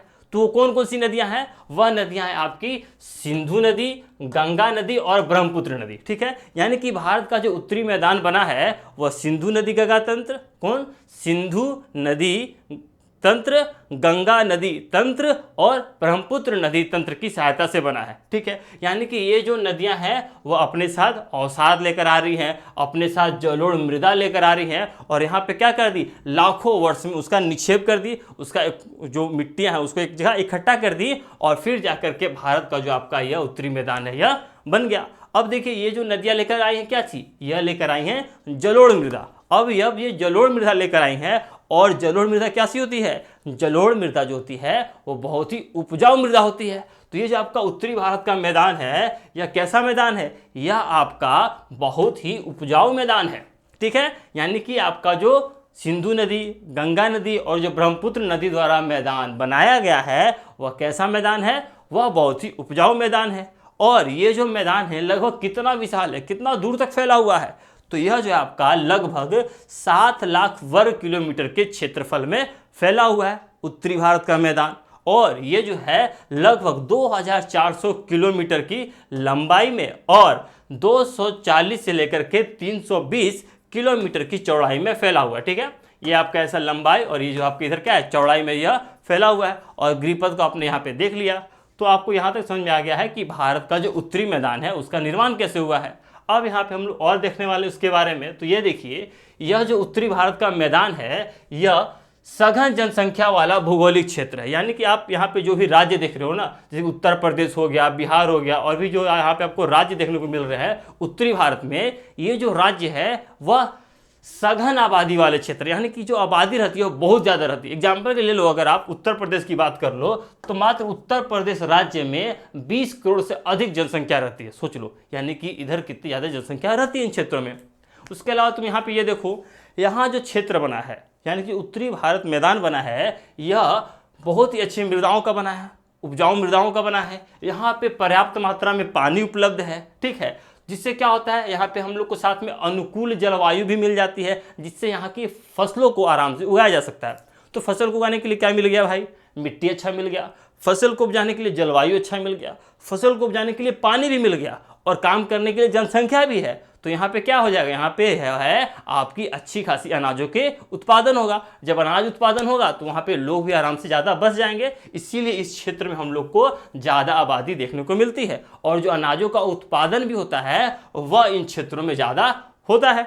ठीक है, अब यहाँ पे देखो उत्तरी पर्वतों से आने वाली जो नदियां हैं उनका निक्षेप यहाँ पे किया गया था। इसके अलावा ये जो नदियां हैं सिर्फ उत्तर से ही नहीं आई थी, यानी कि सिर्फ हिमालय से ही नदियां आकर यहाँ पे निक्षेप नहीं की थी, बल्कि नीचे से भी जो कई नदियां इधर बहती हैं वह भी जाकर के यहाँ पे निक्षेप की थी, वह भी अपने द्वारा लाए गए मिट्टियों को यहाँ पे क्या की थी, रख दी थी, जिससे क्या हुआ था, यस मैदान का निर्माण हुआ था। ठीक है, ये नदियां अपने निचले भाग में क्या करती हैं, गाद एकत्र कर देती है। यहाँ पे इसका कहने का क्या मतलब है, ठीक है, तो यहाँ पे आप देखो, मान लो कोई नदी ऐसे बह रहा है और नदी कैसे बहता है, नदी उच्च तल से नीचे तल की तरफ बहता है, यानी ऊंचे स्थान से नीचे स्थान की तरफ बहता है। तो मान लो उधर से जो नदियां हैं इधर बहुत ढाल था तो आराम से इधर बहुत स्पीड बढ़ के आई। ठीक है, अपने साथ जो है वो बहुत सारी मृदाओं को, बहुत सारी और जो आसपास की चीज़ें थी उसको बहाकर अपने तेज धारा में लेकर आ गए, क्योंकि यहाँ पे बहुत स्पीड से जो है जल है, जो नदी है वह प्रवाह हो रही है। लेकिन धीरे धीरे जब ये समतल मैदानों पे बहने लगेगी, ठीक है, यहाँ पे क्या हो रहा है, यहाँ पे जो नदियाँ हैं वह धीरे धीरे ऐसे आई स्पीड में और इधर समतल मैदान में हल्का बहने लगी। जब ये समतल मैदान में बहने लगेंगी तो क्या होगा, तब हो जाएगा वितरिकाएं, यानी कि अब ये जो नदियां हैं वो और ऐसे ऐसे नदियों में बट जाएंगी। अब ऐसा क्यों बट जा रही हैं, क्योंकि जब ये नदियां ला रही है तो साथ में क्या है, बहुत ज़्यादा मिट्टी को ले आई, ठीक है, मृदा को ले आई। तो जब मृदा यहाँ पे मान लो बहुत ज़्यादा जमा हो गया तो कोई इधर भाग जाएगा जल का धारा, अब इधर से और आ रहा था, यहाँ पे मृदा जमा हो गया तो कोई जलधारा इधर भाग जाएगा। तो इस तरह से जो एक जलधारा आ रही थी वह ऐसे ऐसे ऐसे ऐसे बहुत सारे जलधाराओं में बट जा रही हैं, और ये जो अलग अलग जलधाराओं में बट जा रही हैं तो इसको हम लोग क्या कहते हैं, इसको हम लोग वितरिकाएं कहते हैं। ठीक है, तो वितरिकाएं क्या होता है आपको यहाँ पे समझ में आ गया है। ठीक है, अब आगे देखो आप, तो आगे हम लोग क्या देखने वाले हैं, तो आगे हम लोग यहाँ पे देखने वाले हैं उत्तरी मैदान का मोटे तौर पर 3 भागों में बांटा गया है। इसका कहने का क्या मतलब है, जैसे हिमालय था, हिमालय भी तो आपका यहाँ से लेकर के यहाँ तक फैला हुआ था, तो बहुत बड़ा हिमालय है भाई, तो हिमालय को हमने अलग अलग भागों में बांट के पढ़ लिया। अगर आप देखो उसी तरह से जो आपका भारत का उत्तरी मैदान है यह भी काफ़ी दूर तक फैला हुआ है भाई, यहाँ से यहाँ तक फैला हुआ है। तो कोई चीज़ जब बहुत विस्तृत हो जाता है, बहुत बड़ा हो जाता है, तो हम लोग उसको कई भागों में बांट कर पढ़ते हैं। तो इसलिए हम लोग अब जो आपका उत्तरी भारत का मैदान है इसको भी कई भागों में बांटकर पढ़ने वाले हैं। ठीक है, तो आपका जो उत्तरी भारत का मैदान है उसको मुख्य रूप से 3 भागों में बांटा गया है। कितने, जी हाँ बिल्कुल सही, 3 भागों में बांटा गया है। वह भाग कौन कौन सा है, पहला आपका पंजाब का मैदान, दूसरा है आपका गंगा का मैदान, और जो तीसरा है आपका वह है ब्रह्मपुत्र का मैदान। तो उत्तरी भारत के मैदान को कितने भागों में बांटा गया है, 3 भागों में बांटा गया है। पहला आपका पंजाब का मैदान है, दूसरा आपका गंगा का मैदान है, और तीसरा आपका ब्रह्मपुत्र का मैदान है। तो इन 3 मैदान में भाग में बांटा गया इसको। अब चलिए हम लोग इस तीनों को भी देख लेते हैं। तो सबसे पहले हम लोग किसको देखेंगे, सबसे पहले हम लोग देखेंगे पंजाब का मैदान। ठीक है, ये सब किसके बारे में पढ़ रहे हैं हम लोग, ये सब हम लोग पढ़ रहे हैं उत्तरी भारत के मैदान के बारे में। ठीक है, तो यहाँ पे हम लोग का पहला जो मैदान है वह कौन है, यह है पंजाब का मैदान। तो यहाँ पे देखिए, तो उत्तरी मैदान के पश्चिमी भाग को पंजाब का मैदान कहा जाता है। ठीक है, यहाँ पे देखो ये आपका उत्तरी मैदान है, अब इसका पश्चिमी भाग कौन हो जाएगा, पश्चिम किधर होता है, इधर होता है ना, इधर होता है आपका पश्चिम, तो पश्चिमी भाग को हम लोग क्या कहेंगे, पंजाब का मैदान कहेंगे। ठीक है, जो कि कहाँ से, सिंधु तथा इसकी सहायक नदियों द्वारा लाए गए निक्षेपों, लाए गए मृदाओं के द्वारा बना है। ठीक है, तो इधर आपका सिंधु नदी बहता है। ठीक है, अब इधर सिंधु नदी बहता है तो यहाँ पे जो मैदान बना ये कौन सा मैदान हो गया, ये आपका मैदान हो गया पंजाब का मैदान। और ये जो पंजाब का मैदान है इसका कुछ भाग हमारे पड़ोसी देश पाकिस्तान में ही पाया जाता है। ठीक है, हमारे पड़ोसी देश पाकिस्तान में भी इसका कुछ हिस्सा है। ठीक है, तो ये किस नदी द्वारा मुख्य रूप से बना है, ये मुख्य रूप से आपका सिंधु और इसकी सहायक नदियों के द्वारा बना है। पंजाब का मैदान किस नदी द्वारा मुख्य रूप से बना है, सिंधु तथा इसकी सहायक नदियों द्वारा बना है। ठीक है, तो यहाँ पे हमने समझ लिया किसके बारे में, पंजाब के मैदान के बारे में। ठीक है, अब हम लोग अपना दूसरा देखने वाले हैं जो कि है हम लोग का गंगा का मैदान। चलिए गंगा के मैदान के बारे में देखते हैं। तो यहाँ देखिए, इस मैदान का विस्तार घग्गर तथा तीस्ता नदियों के बीच हुआ है। कौन कौन से नदियों के बीच में आपका गंगा नदी का मैदान है, तो आपका घग्गर और तीस्ता नदी के बीच में गंगा नदी मैदान जो है वो फैला हुआ है, ठीक है। यानी गंगा का मैदान, घग्गर और तीस्ता नदी, गंगा नदी का मैदान घग्गर और तीस्ता नदी के बीच में फैला हुआ है। अब आगे देखो, यह उत्तरी भारत के राज्य कौन कौन से राज्य, आपका हरियाणा हो गया, हरियाणा कहाँ है, ये देखो आपका हरियाणा हो गया। उसके बाद यहीं पे आपका दिल्ली भी है। इसके अलावा इधर जाओगे तो उत्तर प्रदेश, उसके बाद यहाँ पे बिहार के नीचे झारखंड का थोड़ा सा एरिया, ठीक है। और उसके बाद इधर चल जाओगे तो आपका पश्चिम बंगाल। ये जो एरिया हैं, इन एरिया में क्या बहती है, गंगा नदी बहती है। तो गंगा नदी और गंगा नदी के सहायक नदियों के द्वारा यहाँ पे जो मैदान निर्माण किया गया है, उसी को हम लोग क्या कहते हैं, उसी को हम लोग कहते हैं गंगा का मैदान, ठीक है। तो पंजाब का मैदान समझ में आ गया, गंगा का मैदान समझ में आ गया। अब कौन है, जी हाँ, अब हम लोग का बचा ब्रह्मपुत्र का मैदान। तो इसको भी देख लेते हैं। ब्रह्मपुत्र का मैदान है भाई, तो इसको क्या कहते हैं, ये कहाँ से कहाँ तक फैला हुआ है, इसको देखिए। तो यह जो मैदान है गंगा के मैदान के पश्चिम में, गंगा के मैदान के पश्चिम में, गंगा इधर बह रही है तो इसका पश्चिम किधर हो गया, इसका पश्चिम आपका इधर हो गया, ठीक है। तो गंगा के मैदान के पश्चिम में फैला हुआ है, जो कि विशेष करके किस राज्य में स्थित है, विशेष करके असम राज्य में स्थित है। तो असम राज्य कहाँ है, इधर है, और ये कहाँ है, गंगा के पश्चिम में है, ठीक है। तो गंगा के पश्चिम में आपका फैला हुआ है, और ये जो है आपका कहाँ है, ब्रह्मपुत्र। यानी कि ये जो मैदान होगा, अब आप शुद्ध सोचो, अभी तक हमने जो देखा सिंधु का मैदान, ठीक है, यानी कि पंजाब का मैदान। उसके बाद हमने देखा गंगा वाला, जो गंगा के द्वारा लाया गया, मिट्टियों से बना था, और ये कहाँ है, पंजाब में है। और ये कहाँ है, ये आपका असम में है। और असम में कौन सी नदी बह रही थी, असम में यहाँ से आई थी ना ब्रह्मपुत्र नदी, और ये बही थी। और ये क्या कही है, जब ब्रह्मपुत्र नदी यहाँ बह रही है तो अपने साथ मिट्टियों को, अवसादों को लेकर आई, और यहाँ पे क्या कर दी, समतल मैदान का निर्माण कर दी। तो यह मैदान किस नाम से कहा जाएगा, यह मैदान जो है आपका ब्रह्मपुत्र मैदान के नाम से जाना जाएगा, जो कि कहाँ है, गंगा नदी के पश्चिम में है। किस राज्य में है मुख्य रूप से, तो मुख्य रूप से आपका असम राज्य में है। तो ठीक है, आपको यहाँ पे ये भी समझ में आ गया कि कौन कौन से हिसाब से आपका जो उत्तरी भारत का मैदान है उसको बांटा गया है। तो हमने उसको देख लिया है। अब हम लोग क्या देखने वाले हैं, अब हम लोग यहाँ पे देखने वाले हैं विभिन्न आकृति। विभिन्न आकृति मतलब क्या है यहाँ पे, तो उसको भी देख लीजिए। तो विभिन्न आकृति के आधार पर उत्तर भारत के मैदान को 4 भाग में बांटा गया। और विभिन्न आकृति मतलब क्या क्या, जैसे भाबर, जैसे तराई, जैसे भांगर, जैसे खादर, ठीक है।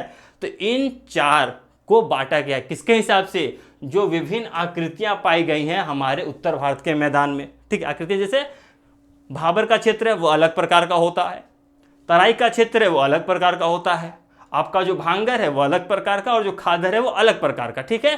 तो ये जो तरह तरह की भिन्नताएं हैं, इसके आधार पर उत्तर भारत के मैदान को 4 भागों में और बांटा गया, ठीक है। तो पहला आपका भाबर, दूसरा आपका तराई, तीसरा आपका भांगा, और जो चौथा है वह हम लोग का खादर। तो चलिए हम लोग इसको भी अब लाइन से देख लेते हैं। तो पहला कौन है हम लोग का, पहला है हम लोग का भाबर क्षेत्र, ठीक है, उत्तर भारत का भाबर क्षेत्र। तो इसके बारे में देखते हैं। तो यह जो है नदियां पर्वत से नीचे उतरते समय शिवालिक की ढाल पर 8 से लेकर के 16 किलोमीटर तक चौड़ी हो जाती है, ठीक है। इसका कहने का क्या मतलब है, जैसे कि यहाँ पे मान लो जो नदियाँ बहती हैं, ठीक है, मान लेते यहीं पर नदियाँ बह रही हैं, तो ऐसे जब नदियाँ बहती हैं ना, तो यहाँ पे धीरे धीरे आकर क्या हो जा रही हैं, ये आपका 8 से लेकर के 16 किलोमीटर तक चौड़ी हो जाती हैं। और क्या होती हैं, यहाँ पे चौड़ी हो जाती हैं, और उसके साथ में गुट्टिका का निक्षेप करती हैं। गुट्टिका कहने का क्या मतलब है, जैसे कि यहाँ पे देख रहे हो थोड़े बड़े बड़े पत्थर जैसे ये चीज़ों अपने साथ ले आ रही हैं। जब ऊपर से एकदम बह रही हैं तो क्या कर रही है, पहाड़ को छोटे छोटे टुकड़ों में काट काट के ये साथ में लेकर आ रही है। और ये क्या कर रहा है, गुटिका का निर्माण कर रहा है, छोटे छोटे कण का निर्माण कर रहा है। तो ये क्या कर रही है, जब नदियाँ बह रही हैं तो अपने साथ गुटिकाओं को लेकर के आ रही है और यहाँ पे बिछा दे रही हैं। तो यह जो आपका मैदान बनेगा, इन गुटिकाओं वाला जो मैदान बनेगा, इसी को क्या कहेंगे हम लोग, इसी को कहेंगे हम लोग भाबर का क्षेत्र, ठीक है। तो उत्तर भारत के मैदान को जो हमने पहला भाग पढ़ लिया वह क्या था, भाबर का क्षेत्र था। अब इसके बाद हम लोग क्या पढ़ने वाले हैं, अब इसके बाद हम लोग पढ़ेंगे तराई का क्षेत्र, ठीक है। तो जब नदियाँ शुरू में आई तो क्या गुटिका लेकर आई, और जो गुटिकाओं के द्वारा जो मैदान बना वह आपका बन गया भाबर का क्षेत्र। अब जो दूसरा है हम लोग का, यह है तराई का क्षेत्र। अब ये तराई का क्षेत्र कैसा है, चलिए इसको देख लेते हैं। तो यहाँ पे देखिए, भाबर के दक्षिण में नदियां जो हैं वह नम एवं दलदली हो जाती हैं, ठीक है। और यह जो क्षेत्र का निर्माण करती हैं उसी क्षेत्रों को हम लोग क्या कहते हैं, हम लोग तराई का क्षेत्र कहते हैं। ठीक है, यानी कि इससे पहले वाला जो मैदान था वह काफी पत्थरों भरा मैदान था। ठीक है, यानी गुटिकाओं भरा मैदान था, और इसके बाद जब नदियां और आगे बही तो क्या कर दी, इस तरह का निर्माण कर दी, यानी कि यह क्या है आपका तराई क्षेत्र है। यानी कि यहाँ पे जो है वह दलदली क्षेत्र है, और इस दलदली क्षेत्र को क्या कहते हैं, तराई का क्षेत्र कहते हैं। तो यहाँ पे हमने अपना दूसरा भी देख लिया। अब चलिए हम लोग आगे देखते हैं। अब ये जो हम लोग का नेक्स्ट है यह है भांगर।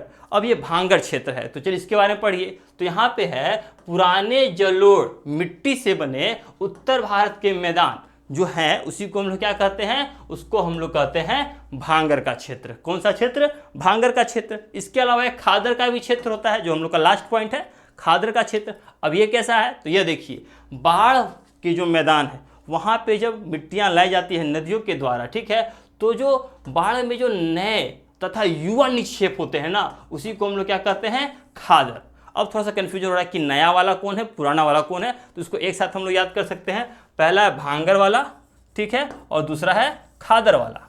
ठीक है, अब हम लोग क ख ग घ में देखेंगे। ख आता है बाद में कि पहले, तो ख आता है पहले, यानी कि यह जो है वह युवा यानी कि नई नई लाई गई मिट्टियों द्वारा यह क्षेत्र बनता है। कौन सा, खादर का क्षेत्र।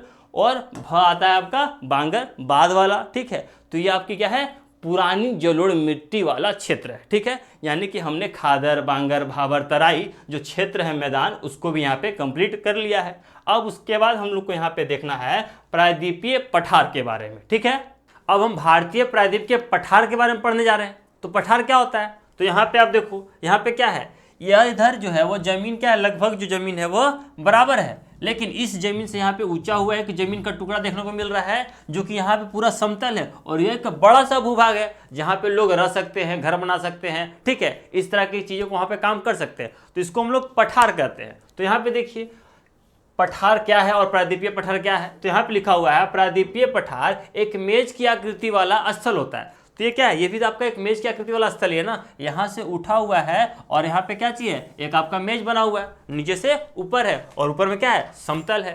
तो यहाँ पे आपको ये समझ आ गया कि जो भारत का प्रायद्वीपीय पठार है वह एक मेज की आकृति वाला है, और जो कि क्या है, पुराने क्रिस्टलीय आग्नेय चट्टानों तथा रूपांतरित सेलों से बना हुआ है। यानी कि यह जो आपका भारत का प्रायद्वीपीय पठार है इसका निर्माण किससे हुआ है, इसका निर्माण हुआ है पुराने क्रिस्टलीय आग्नेय तथा रूपांतरित सेलों से हुआ है इसका निर्माण।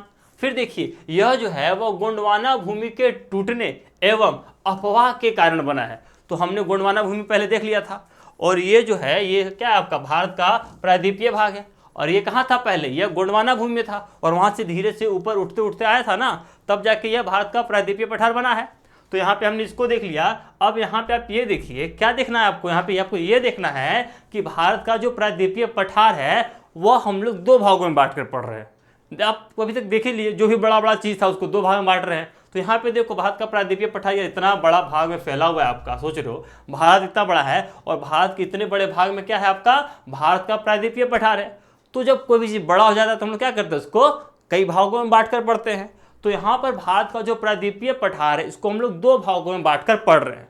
तो दो भाग कौन कौन से हैं, तो पहला जो आपका भाग है वह है मध्य उच्च भूमि, मध्य उच्च भूमि, और जो दूसरा है वह हम लोग का दक्कन का पठार। पहला है मध्य उच्च भूमि और दूसरा है दक्कन का पठार। तो सबसे पहले हम किसको देखेंगे, सबसे पहले हम लोग देखेंगे मध्य उच्च भूमि को। तो चलिए शुरू करते हैं।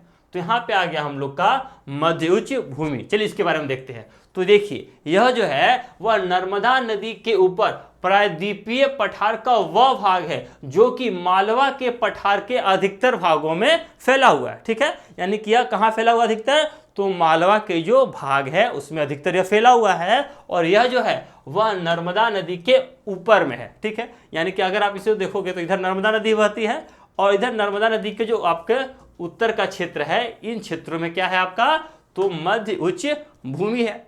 इसके अलावा तुम और यहाँ पे देखने वाले हो, और क्या है भाई, और यह है विंध्य श्रृंखला दक्षिण में मध्य उच्च भूमि तथा उत्तर पश्चिम में अरावली घाटी तक ये है। यानी कि यहाँ पे अगर आप यहाँ पे देखोगे, किसको देखोगे, यहाँ पे जो आपका विंध्य श्रृंखला है, ठीक है, यहाँ भी क्या है भाई, यहाँ भी आपका मध्य उच्च भूमि है। इसके अलावा तुम यहाँ पे देखोगे इधर क्या है तुम्हारा अरावली पर्वत है, तो इधर भी क्या चीज तुम्हारा, इधर भी जो तुम्हारा क्या है, इधर भी तुम्हारा मध्य उच्च भूमि है, ठीक है। और इधर कहाँ शुरू हो गया था, इधर नर्मदा नदी के उत्तर से शुरू हो गया था मध्य उच्च भूमि। फिर आगे देखो यह जो है वह धीरे धीरे पश्चिम की ओर जाता है, तो पश्चिम में क्या चाहिए हम लोग का, इधर राजस्थान है ना, नहीं दिख रहा है, चलो ये क्षेत्र काची का क्षेत्र है, राजस्थान का क्षेत्र है। और जब मध्य उच्च भूमि को हम लोग इधर जाएंगे, पश्चिम की तरफ जाते हैं तो हम लोग को क्या मिल जाएगा, राजस्थान का क्षेत्र मिल जाएगा। तो जब हम लोग धीरे धीरे राजस्थान के क्षेत्र की तरफ बढ़ेंगे तो वहाँ पे बलुई तथा पथरीले मरुस्थल है। अब भाई राजस्थान में क्या है, राजस्थान में तो मरुस्थल है,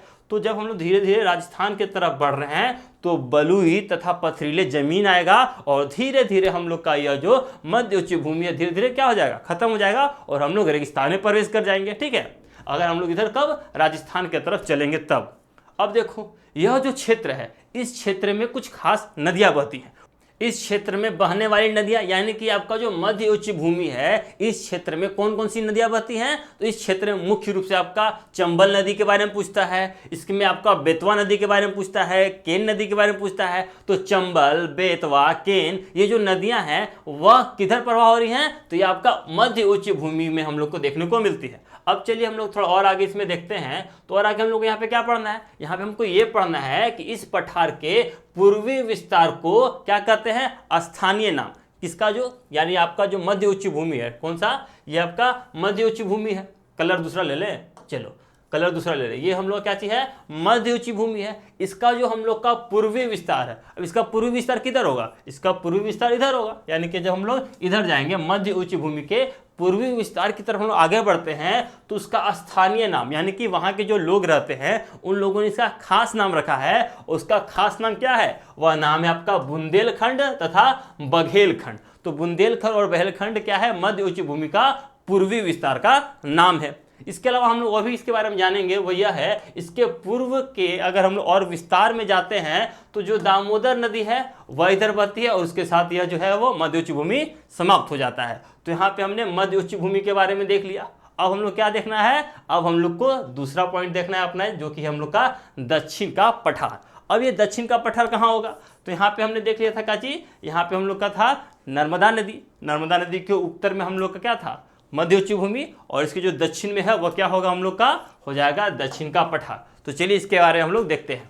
तो यहाँ पे देखिए यह एक त्रिभुजाकार, यानी कि इसको अगर हम लोग ऐसे बांट दे तो इससे देखें तो ये किस आकृति का बन रहा है, यह कुछ ऐसा त्रिभुज बन रहा है आपका। तो यह जो आपका दक्षिण का पठार है यह किस आकृति का पठार है, यह जो है वह त्रिभुजाकार आकृति का पठार है। यह जो है वह नर्मदा नदी के दक्षिण में स्थित है, यानी कि हमने जो बताया था यहाँ पे कौन सी नदी बह रही है, यहाँ पे नर्मदा नदी बह रही है, ठीक है। और इस नर्मदा नदी के उत्तर में कौन सा है, तो मध्य उच्च भूमि का पठार, और नर्मदा नदी के जो दक्षिण का ये जो पठार है ये हो गया आपका दक्षिण का पठार, ठीक है। तो नर्मदा नदी के दक्षिण में जो पठार है वो कौन सा पठार है, ये आपका दक्षिण का पठार हो गया, ठीक है। अब उसके आगे देखिए इस पठार का एक भाग जो है वह उत्तर पूर्व में भी देखा जाता है, किधर, उत्तर पूर्व। अब उत्तर पूर्व किधर होगा, तो इधर आपका क्या हो गया उत्तर, और इधर आपका हो गया, इधर क्या चाहिए पूर्व। तो इधर जाओगे तो क्या होगा, उधर आएगा हम लोग का उत्तर पूर्व। तो उत्तर पूर्व में क्या देखने को मिल रहा है, हम लोग को मेघालय देखने को मिल रहा है। तो किसके बारे में बोल रहे हैं, इसी के बारे में बोल रहा है क्या, चलिए देखते हैं। तो इसके उत्तर पूर्व में भी देखा जा सकता है, जिसे स्थानीय रूप से मेघालय का पठार बोलते हैं। तो मेघालय राज्य में कौन सा पठार है, मेघालय का पठार है, ठीक है। यानी कि आपका जो दक्षिण का पठार है उसका एक विस्तार हम लोग को उत्तर पूर्व में भी देखने को मिलता है, जिसका नाम क्या है, जिसका नाम है मेघालय का पठार। कौन सा पठार है भाई, तो जिसका नाम है मेघालय का पठार। अब इसके आगे देखो प्रायद्वीपीय पठार की एक विशेषता पाई जाने वाली यहाँ पर काली मिट्टी है। यानी क्या कह रहे हैं, यानी ये कह रहे हैं ये जो आपका जो प्रायद्वीपीय पठार है इसके जो दक्षिण में जहाँ पे आपको क्या मिलता है, काली मिट्टी मिलती है, उसका एक खास नाम दिया गया है। उसका खास नाम क्या है, उसका खास नाम है दक्कन ट्रेप, ठीक है। यानी कि दक्षिण के पठार में जहाँ पर हम लोग को काली मिट्टी पाई जाती है, यानी जहाँ पे काली मिट्टी मिलती है, उसका एक खास नाम है। उस खास नाम क्या है भाई, तो वह नाम है आपका दक्कन ट्रेप, दक्कन ट्रेप। उसके बाद देखो पश्चिमी घाट और पूर्वी घाट दक्षिणी पठार के पूर्वी तथा पश्चिमी सिरे पर स्थित है। यानी कि हम लोग क्या बोल रहे हैं, हम ये बोल रहे हैं कि आपका जो पश्चिमी घाट है, आपका जो पूर्वी घाट है, वो कहाँ स्थित है? वह आपका जो दक्षिणी पठार है उसी में स्थित है। उसमें कहाँ? तो आपका जो पश्चिमी घाट है वह इस दक्षिणी पठार के किधर? पश्चिम में पश्चिमी घाट और दक्षिणी पठार के पूर्व में आपका पूर्वी घाट स्थित है। तो चलिए हम लोग पश्चिमी घाट और पूर्वी घाट को भी पढ़ लेते हैं। तो यहां देखिए, यहां लिखा हुआ है क्या है? दक्षिणी पठार के पश्चिम में क्या है? पश्चिम में आपका पश्चिमी घाट है। उसी तरह से दक्षिणी पठार के पूर्व में क्या है? तो दक्षिणी पठार के पूर्व में आपका पूर्वी घाट है। चलो हम जैसे कि हम लोग यहाँ पे मान लेते हैं, ठीक है, ये आ गया आपका, ठीक है, और यहीं पे क्या आपका, यहीं पे जो आपका क्या है, आपका दक्षिणी पठार है, और ये क्या हो गया आपका पश्चिम हो गया। तो इधर में क्या मिलेगा हम लोग को? इधर में मिल जाएगा पश्चिमी घाट, और इधर में क्या होगा? पूर्व, तो इधर में क्या मिल जाएगा हम लोग को? पूर्वी घाट, ठीक है। अब आगे देखिए, यह जो आपका पश्चिमी घाट है यह क्या है? सतत है। सतत कहने का मतलब यह है कि यहाँ पे आपका जो पश्चिमी घाट है, यहाँ पे जो पहाड़ियाँ पाई जाती हैं वो सतत है। उन पे बीच में कहीं कोई ज़्यादा रास्ता नहीं है, कहीं कोई बहुत ज़्यादा जो पहाड़ है वो बहुत ज़्यादा धंसा हुआ नहीं है। लगभग जो इधर की पहाड़ियाँ हैं उनकी जो ऊंचाई है वो लगभग बराबर है। यहाँ पे कहीं ऐसा नहीं कि ऐसा पहाड़ है और बीच में पूरा जगह खाली है फिर ऐसा पहाड़ है, ऐसा नहीं है। इधर जो पहाड़ियाँ हैं वो लगातार पूरी पूरी पहाड़ियाँ हैं। जबकि अगर आप देखोगे पूर्वी की तरफ, तो पूर्वी में क्या है? पूर्वी घाट है, और इधर जो पहाड़ियां है वो ऐसे कुछ दूर तक पहाड़ी है, फिर बीच में जमीन है, और फिर जाके फिर पहाड़ी है। यानी कि इधर जो पूर्वी घाटी है यहाँ पे सतत नहीं है, यानी कि यहाँ पे जो लगातार पहाड़ियां वह नहीं है, और इधर क्या है? इधर हम लोग का लगातार पहाड़ियां है। ये चीज हमने यहाँ पे देख लिया।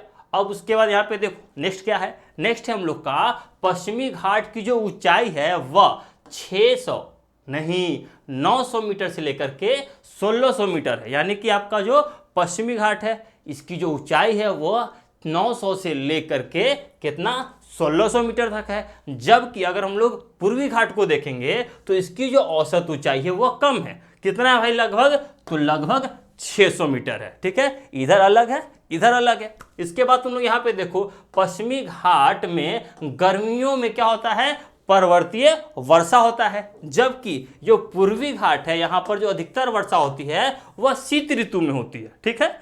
और यहाँ पे देखो, जो पश्चिमी घाट है इसकी ऊंचाई जो है वह उत्तर से दक्षिण की ओर बढ़ती जाती है। इसका कहने का क्या मतलब है? इसका कहने का मतलब है जो पश्चिमी घाट के जो पर्वत है, ठीक है, इधर से उत्तर है, इधर धीरे धीरे धीरे धीरे जो बढ़ रहा है, इधर क्या आ रहा है? दक्षिण आ रहा है। तो यहाँ के जो पर्वत है इसकी ऊंचाई और यहाँ के जो पर्वत है इसकी ऊंचाई कहाँ का ज़्यादा होगा? तो ज़्यादा होगा दक्षिण का। क्यों? क्योंकि यहाँ बोल रहा है पश्चिमी घाट की ऊंचाई उत्तर से दक्षिण की ओर बढ़ती जाती है। यानी कि जब उत्तर से दक्षिण की तरफ जाओगे कहाँ? पश्चिमी घाट में, तो यहाँ की जो पर्वत है उसकी ऊंचाई क्या हो रही है? बढ़ती जा रही है, ठीक है। ये भी समझ में आ रहा होगा, जरूर आ रहा होगा। आगे देखो, आगे यहाँ पे इस भाग के शिखर जो है क्या है? ऊंचे हैं, क्योंकि यहाँ पे जो पहाड़ियाँ पाई जा रही हैं वो क्या है? ऊंचे ऊंचे हैं। ये सतत भी हैं, इनमें कोई बीच में भागा भी नहीं, यानी कि बीच में जो है यह एकदम पूरा कंटिन्यू है, कहीं इनमें कोई डैमेज नहीं है, ये लगातार है। और जबकि ये क्या है? यह कहीं कहीं गैप किया हुआ है, इसमें ये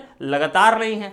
और यहाँ पे जो ऊंचे ऊंचे पहाड़ियाँ हैं उनमें दो का नाम पूछता है, वह दो कौन है? यह है उनका अन्नामुडी। अन्नामुडी कहाँ पे है? तो यह पश्चिमी घाट में। कहाँ पे है? पश्चिमी घाट में है अन्नामुडी। 2895 metre, 2895 metre. और एक है दोदा बेटा, और दोदा बेटा कितना है? 2633, 2633 मीटर। वहीं हम लोग अगर पूर्वी घाट के बारे में बात करें तो यहाँ पर जो सबसे ऊंचा पर्वत शिखर है वह कौन है? वह है तुम लोग का कौन? यह है महेंद्रगिरी। कौन है? महेंद्रगिरी, जो कितना है? 1500 मीटर है। कौन है? 1500 मीटर, नाम है महेंद्रगिरी। तो यहाँ पे हम लोग जो देखे हैं इसको आप एग्जाम में अपने लिख सकते हो। पूर्वी घाट और पश्चिमी घाट का डिफरेंस के बारे में भी आराम से पूरा नंबर मिलेगा। साथ में आप पश्चिमी घाट क्या है लिख दोगे तो भी नंबर मिलेगा, और पश्चिमी घाट क्या है, पूर्वी घाट क्या है, अलग अलग लिखोगे तो भी, और डिफरेंस लिखोगे तो भी आपको आराम से यहाँ से नंबर मिल जाएगा, ठीक है। अब आगे देखते हैं हम लोग। आगे जो है हम लोग का यह क्या बता रहा है? यह बता रहा है भारतीय मरुस्थल के बारे में।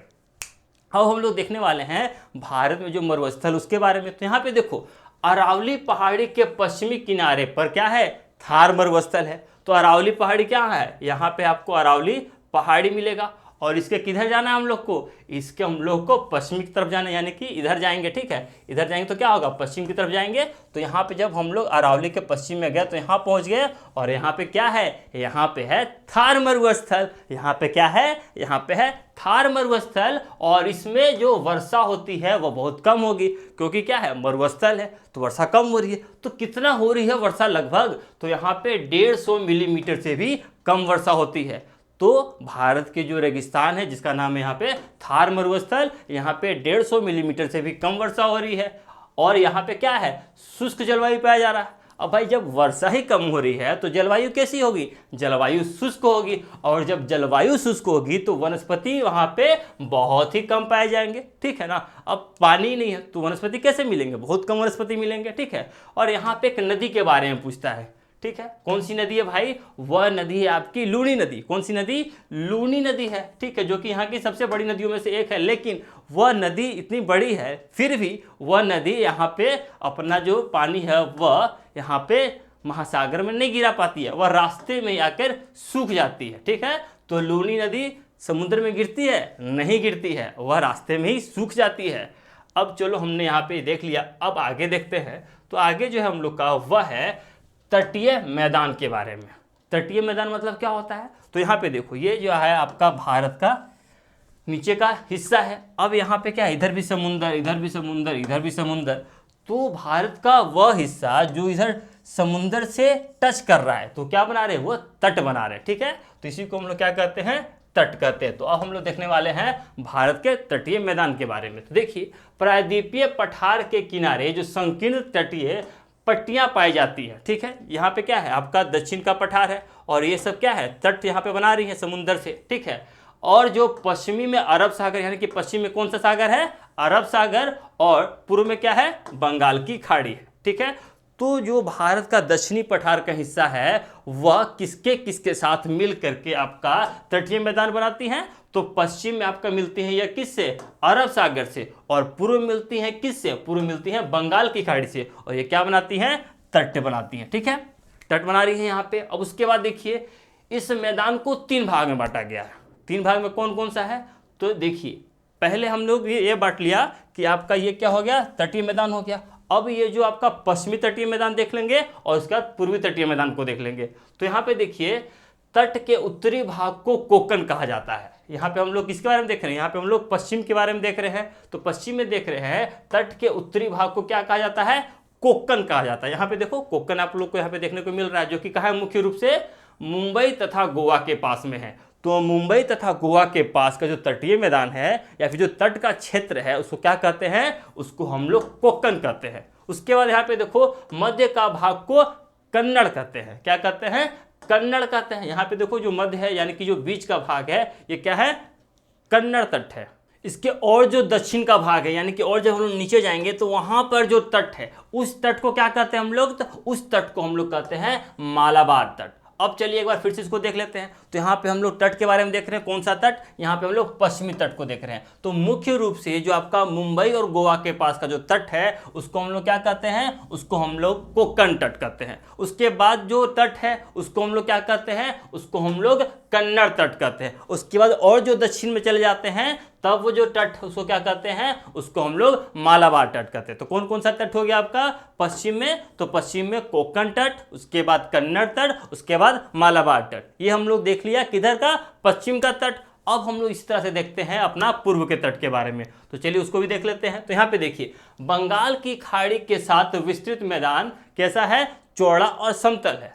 अब हमने क्या बोला था, हमने बोला था इधर, यहाँ पे देख लीजिए, इधर का जो भाग है वह कैसा है, वह चौड़ा है और समतल है। समतल क्यों है, क्योंकि यहाँ पे बहुत सारी जो नदियाँ आ रही हैं, यहाँ पे जो आपका बड़ा बड़ा पहाड़ है उसको क्या कर देती हैं, वह काट काट करके कम कर देती हैं, उसकी जो ऊंचाई है वो कम कर देती हैं और वो क्या करती हैं, उसको मैदान बना देती हैं। क्यों, क्योंकि वहाँ पे बहुत सारी नदियाँ बह रही हैं। तो हमने इसको देख लिया। अब देखिए, उत्तर के भाग में इसे उत्तरी सरकार कहते हैं। कौन सा सरकार कहते हैं, उत्तरी सरकार कहते हैं। देखो ये आपका पूर्वी हो गया, और इस पूर्वी में जो आपका तट है जो इसके उत्तर में है, यानी इसको क्या कर रहे हैं हम लोग, उत्तरी सरकार कह रहे हैं। अब यहाँ पे देखो, इसके दक्षिण के भाग को क्या कहते हैं, कोरोमंडल तट कहते हैं। यानी कि पूर्वी का जो तटीय है उसके जो दक्षिण का जो तट है, पूरब का दक्षिण का जो तट है उसको क्या करें हम लोग, उसको कहते हैं हम लोग कोरोमंडल तट कहते हैं। क्या कहते हैं? कोरोमंडल तट कहते हैं। अब आप लोग को मैंने ये तो बता ही दिया कि यहाँ पे जो आपका पूर्वी घाट है ये इतना समतल क्यों होता है। तो यहाँ समतल इसलिए होता है क्योंकि यहाँ बहुत सारी नदियाँ बहती हैं। वह नदियाँ कौन सी हैं? जैसे गोदावरी हो गया, महानदी हो गया, कृष्णा हो गया, कावेरी हो गया। तो वो जब नदियाँ बहती हैं तो वो क्या करती हैं, वहाँ पे जो भी पहाड़ है उन सबको क्या करती, काट देती हैं और समतल मैदान का निर्माण करती हैं। एक और चीज़ यहाँ पे पढ़ना है वह यह है, यहाँ पे आपको जो पूर्वी तट है यहाँ पर एक झील है। उस झील का क्या नाम है? उस झील का नाम है चिल्का झील। क्या नाम है? चिल्का झील नाम है। अब चलिए थोड़ा आगे हम लोग इसमें देखते हैं। तो आगे क्या है? तो आगे हमको इसका फोटो देखने को मिल जा रहा है। चलिए एक बार इसको यहाँ देख लेते हैं। क्या है? शुरू में आपका कोंकण तट है, पश्चिम में जो तट है सबसे ऊपर में वो कोंकण तट, बीच में जो है वह कन्नड़ तट और जो नीचे में है वह मालाबार तट है। इधर में क्या है आपका उत्तरी सरकार है और इसके नीचे में क्या है हम लोग का कोरोमंडल तट है। तो इसको हम लोग यहाँ पे देख लिए हैं। अब आगे देखते हैं आगे क्या है हम लोग का। तो आगे हम लोग को पढ़ना है द्वीप समूह के बारे में। किसके बारे में? द्वीप समूह के बारे में पढ़ना है। तो यहाँ पे देखिए केरल के मालाबार तट के पास में द्वीप समूह कौन है? तो लक्षद्वीप है। यहाँ पे अगर आप देखोगे यहाँ पे आपका भारत है, ठीक है। भारत के अगर आप दक्षिण में देखोगे तो हम लोग को केरल मिल जाता है, ठीक है। ये आपका भारत का नक्शा है और भारत के नक्शा में यहाँ पे हम लोग को दक्षिण में केरल मिल गया और इसके पश्चिम में देखोगे तो यहाँ पे क्या है भाई? लक्षद्वीप है। ये सब क्या है हम लोग का? लक्षद्वीप है। इसको यहाँ पे बड़ा करके आपको दिखाया गया है। तो चलिए हम लोग वापस आते हैं अपने पॉइंट पर। उसके बाद देखिए द्वीपों का यह समूह छोटे छोटे द्वीप है, लेकिन ये बने किससे हैं? ये जो द्वीपों का समूह है, छोटे छोटे द्वीप हैं, ये बने किससे हैं? तो ये बने आपके परवाल से। कौन से द्वीप समूह हैं? ये परवाल द्वीप समूह है। क्यों? क्योंकि ये बने किससे हैं? परवाल से बने हैं। इसलिए लक्षद्वीप को परवाल द्वीप समूह के नाम से भी जाना जाता है। अभी हम जिसको लक्षद्वीप कहते हैं पहले इसका कुछ और नाम भी था।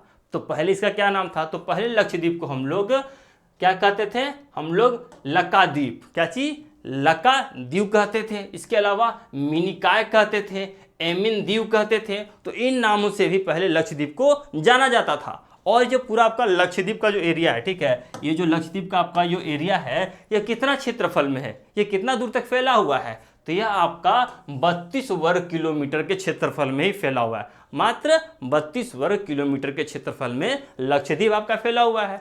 यहाँ की जो राजधानी है वह क्या है? कवारती है। कवारती जो है लक्षद्वीप की राजधानी है। कैसी है भाई? तो राजधानी हो गया लक्षद्वीप का, यानी कि वहाँ का जो प्रशासनिक काम है वो कहाँ से देखा जाता है? लक्षद्वीप से देखा जाता है। अब यहाँ पे एक द्वीप है जिसका नाम है पिटली द्वीप। कौन सा है? पिटली द्वीप है, जहाँ पे मनुष्य का निवास नहीं है। लक्षद्वीप का एक द्वीप है जिसका नाम है पिटली द्वीप, जहाँ पर मनुष्य का निवास नहीं है। यहाँ पर एक पंछी अभ्यारण्य है, ठीक है। तो पिटली द्वीप पर क्या है? पंछी अभ्यारण्य है और यहाँ पे मनुष्य निवास नहीं करते हैं। अब आगे देखते हैं हम लोग थोड़ा सा इसमें। तो आगे हम लोग यहाँ पे पहुँच गए। इस फोटो में आपको बताया गया है यहाँ पे केरल और केरल के इधर में लक्षद्वीप है। उसके बाद हम लोग आ गए कहाँ पे? अपने अंडमान और निकोबार के पास। तो अंडमान और निकोबार किधर है? इधर तो हमने देख लिया था क्या चीज था आपका? लक्षद्वीप था। तो इधर क्या है? इधर है आपका क्या चीज? बंगाल की खाड़ी। और इस बंगाल की खाड़ी हम लोग को देखने को मिल जाएगा क्या चीज? अंडमान निकोबार। यहाँ पे देख लीजिए अंडमान निकोबार बंगाल की खाड़ी में स्थित है और इसको जो आपका अंडमान निकोबार इसको मुख्य रूप से दो भाग में बांटकर पढ़ा जाता है। ऊपर वाला उत्तरी अंडमान और नीचे वाला दक्षिणी अंडमान, ठीक है। जैसे कि यहाँ पे आप देख सकते हो ये आपका हो जाएगा उत्तरी अंडमान और ये जो हो जाएगा आपका दक्षिणी अंडमान हो जाएगा। तो इस तरह से आप जो अंडमान है उसको यहाँ पे आप बांट करके पढ़ सकते हो। अब चलो हम लोग यहाँ पे आ गए हैं जो हम लोग का लास्ट पॉइंट है और यह हम लोग का कहता है विविध भौगोलिक आकृति भारत के लिए कैसे उपयोगी है। यानी कि अभी तक हमने भारत में जो मैदान देखे, जो पहाड़ देखे, जो नदियाँ देखी, ये सब जो है हमारे देश के लिए उपयोगी कैसे है। तो देखिए जो पर्वत है, जो जल है, जो वन है, वह है बहुत ही महत्वपूर्ण स्रोत होते हैं किसी भी देश के विकास के लिए। जैसे कि अगर हम लोग बात करें पर्वत का ही, तो पर्वत जो है ना यहाँ पे कौन सा पर्वत के मेरे में आपको बताया हुआ है? यहाँ पे मैंने आपको हिमालय पर्वत के बारे में बताया था। और मैं आपको बता दूं जो हिमालय पर्वत है ना वो हमारी प्राकृतिक रूप से रक्षा भी करता है। प्राकृतिक रूप से कैसे रक्षा करता है? जैसे कि अगर आप वर्ल्ड मैप में देखोगे तो इधर आपको रसिया वसिया जो देश है, चाइना वाइना मिलेंगे। तो रसिया वसिया से क्या होता है ना, इनसे बहुत ज़्यादा ठंडी हवाएं चलती हैं। ठंडा प्रदेश है भाई रसिया। तो उनसे जो ठंडी हवाओं को भारत में आने से कौन रोकता है? हिमालय जैसे बड़े बड़े पर्वत रोकते हैं। तो हमारा जो क्षेत्र है यह बहुत ज़्यादा ठंडा नहीं हो पाता है। तो ये क्या कर रहा है, यह एक तरह से प्राकृतिक रूप से पर्वत जो है वह हमारी रक्षा कर रहा है। एक फायदा तो यहाँ पे हम लोग को देखने को मिल गया। इसके अलावा और भी बहुत सारे फायदे हैं, जैसे कि वन है तो वन से हम लोग को तरह तरह के जानवर मिल सकते हैं, तरह तरह के लकड़ियाँ मिल सकती हैं, जिसका हम लोग उपयोग बहुत सारे धंधों में कर सकते हैं, बहुत ज़्यादा उसका उपयोग किया जा सकता है। इसके अलावा जो मैदान हमने देखा है भाई, हमने भारत का उत्तरी मैदान देखा, पंजाब का मैदान देखा, गंगा नदी का मैदान देखा। वो जो मैदान थे वो कितने उपजाऊ थे, जलोढ़ मृदा के द्वारा बने गए थे। वहाँ पे जो जनसंख्या थी बहुत ज़्यादा निवास कर रही थी। क्यों? वहाँ की अनाज का जो उत्पादन है वो आराम से हो जा रहा था। तो जो सोचो, जब हमारे पास ऐसे मैदान हैं जहाँ से हम लोग क्या कर सकते हैं, अनाज का उपजाऊ अच्छा से कर सकते हैं, खेती ज़्यादा कर सकते हैं, तो हमारे देश की जनसंख्या के लिए क्या खाने की कमी होगी? नहीं होगी। तो क्या हो रहा है, इससे हमको बहुत ज़्यादा फायदा देखने को मिल रहा है। इसके अलावा हमने देखा पठारी क्षेत्र के बारे में। इसके वाला हमने जो और भी देखा था, क्या चीज़, आपका नीचे का पठार का क्षेत्र देखा था। और ये जो पठार के क्षेत्र थे, यहाँ पे काली मिट्टी पाया जा रहा था, जहाँ पे कपास की खेती की जा सकती है। इसके अलावा इन पठारी क्षेत्रों में जो है आपको बहुत सारे खनिज देखने को मिलेंगे, और उन खनिजों से जो है बहुत सारा उद्योग चलाया जा सकता है। तो ऐसे बहुत सारे फायदे हैं जो कि हमारे भौगोलिक रूप से हमको मिलते हैं। तो यहाँ पे आपका जो पूरा चैप्टर है कंप्लीट हो जाता है। तो थैंक यू और धन्यवाद।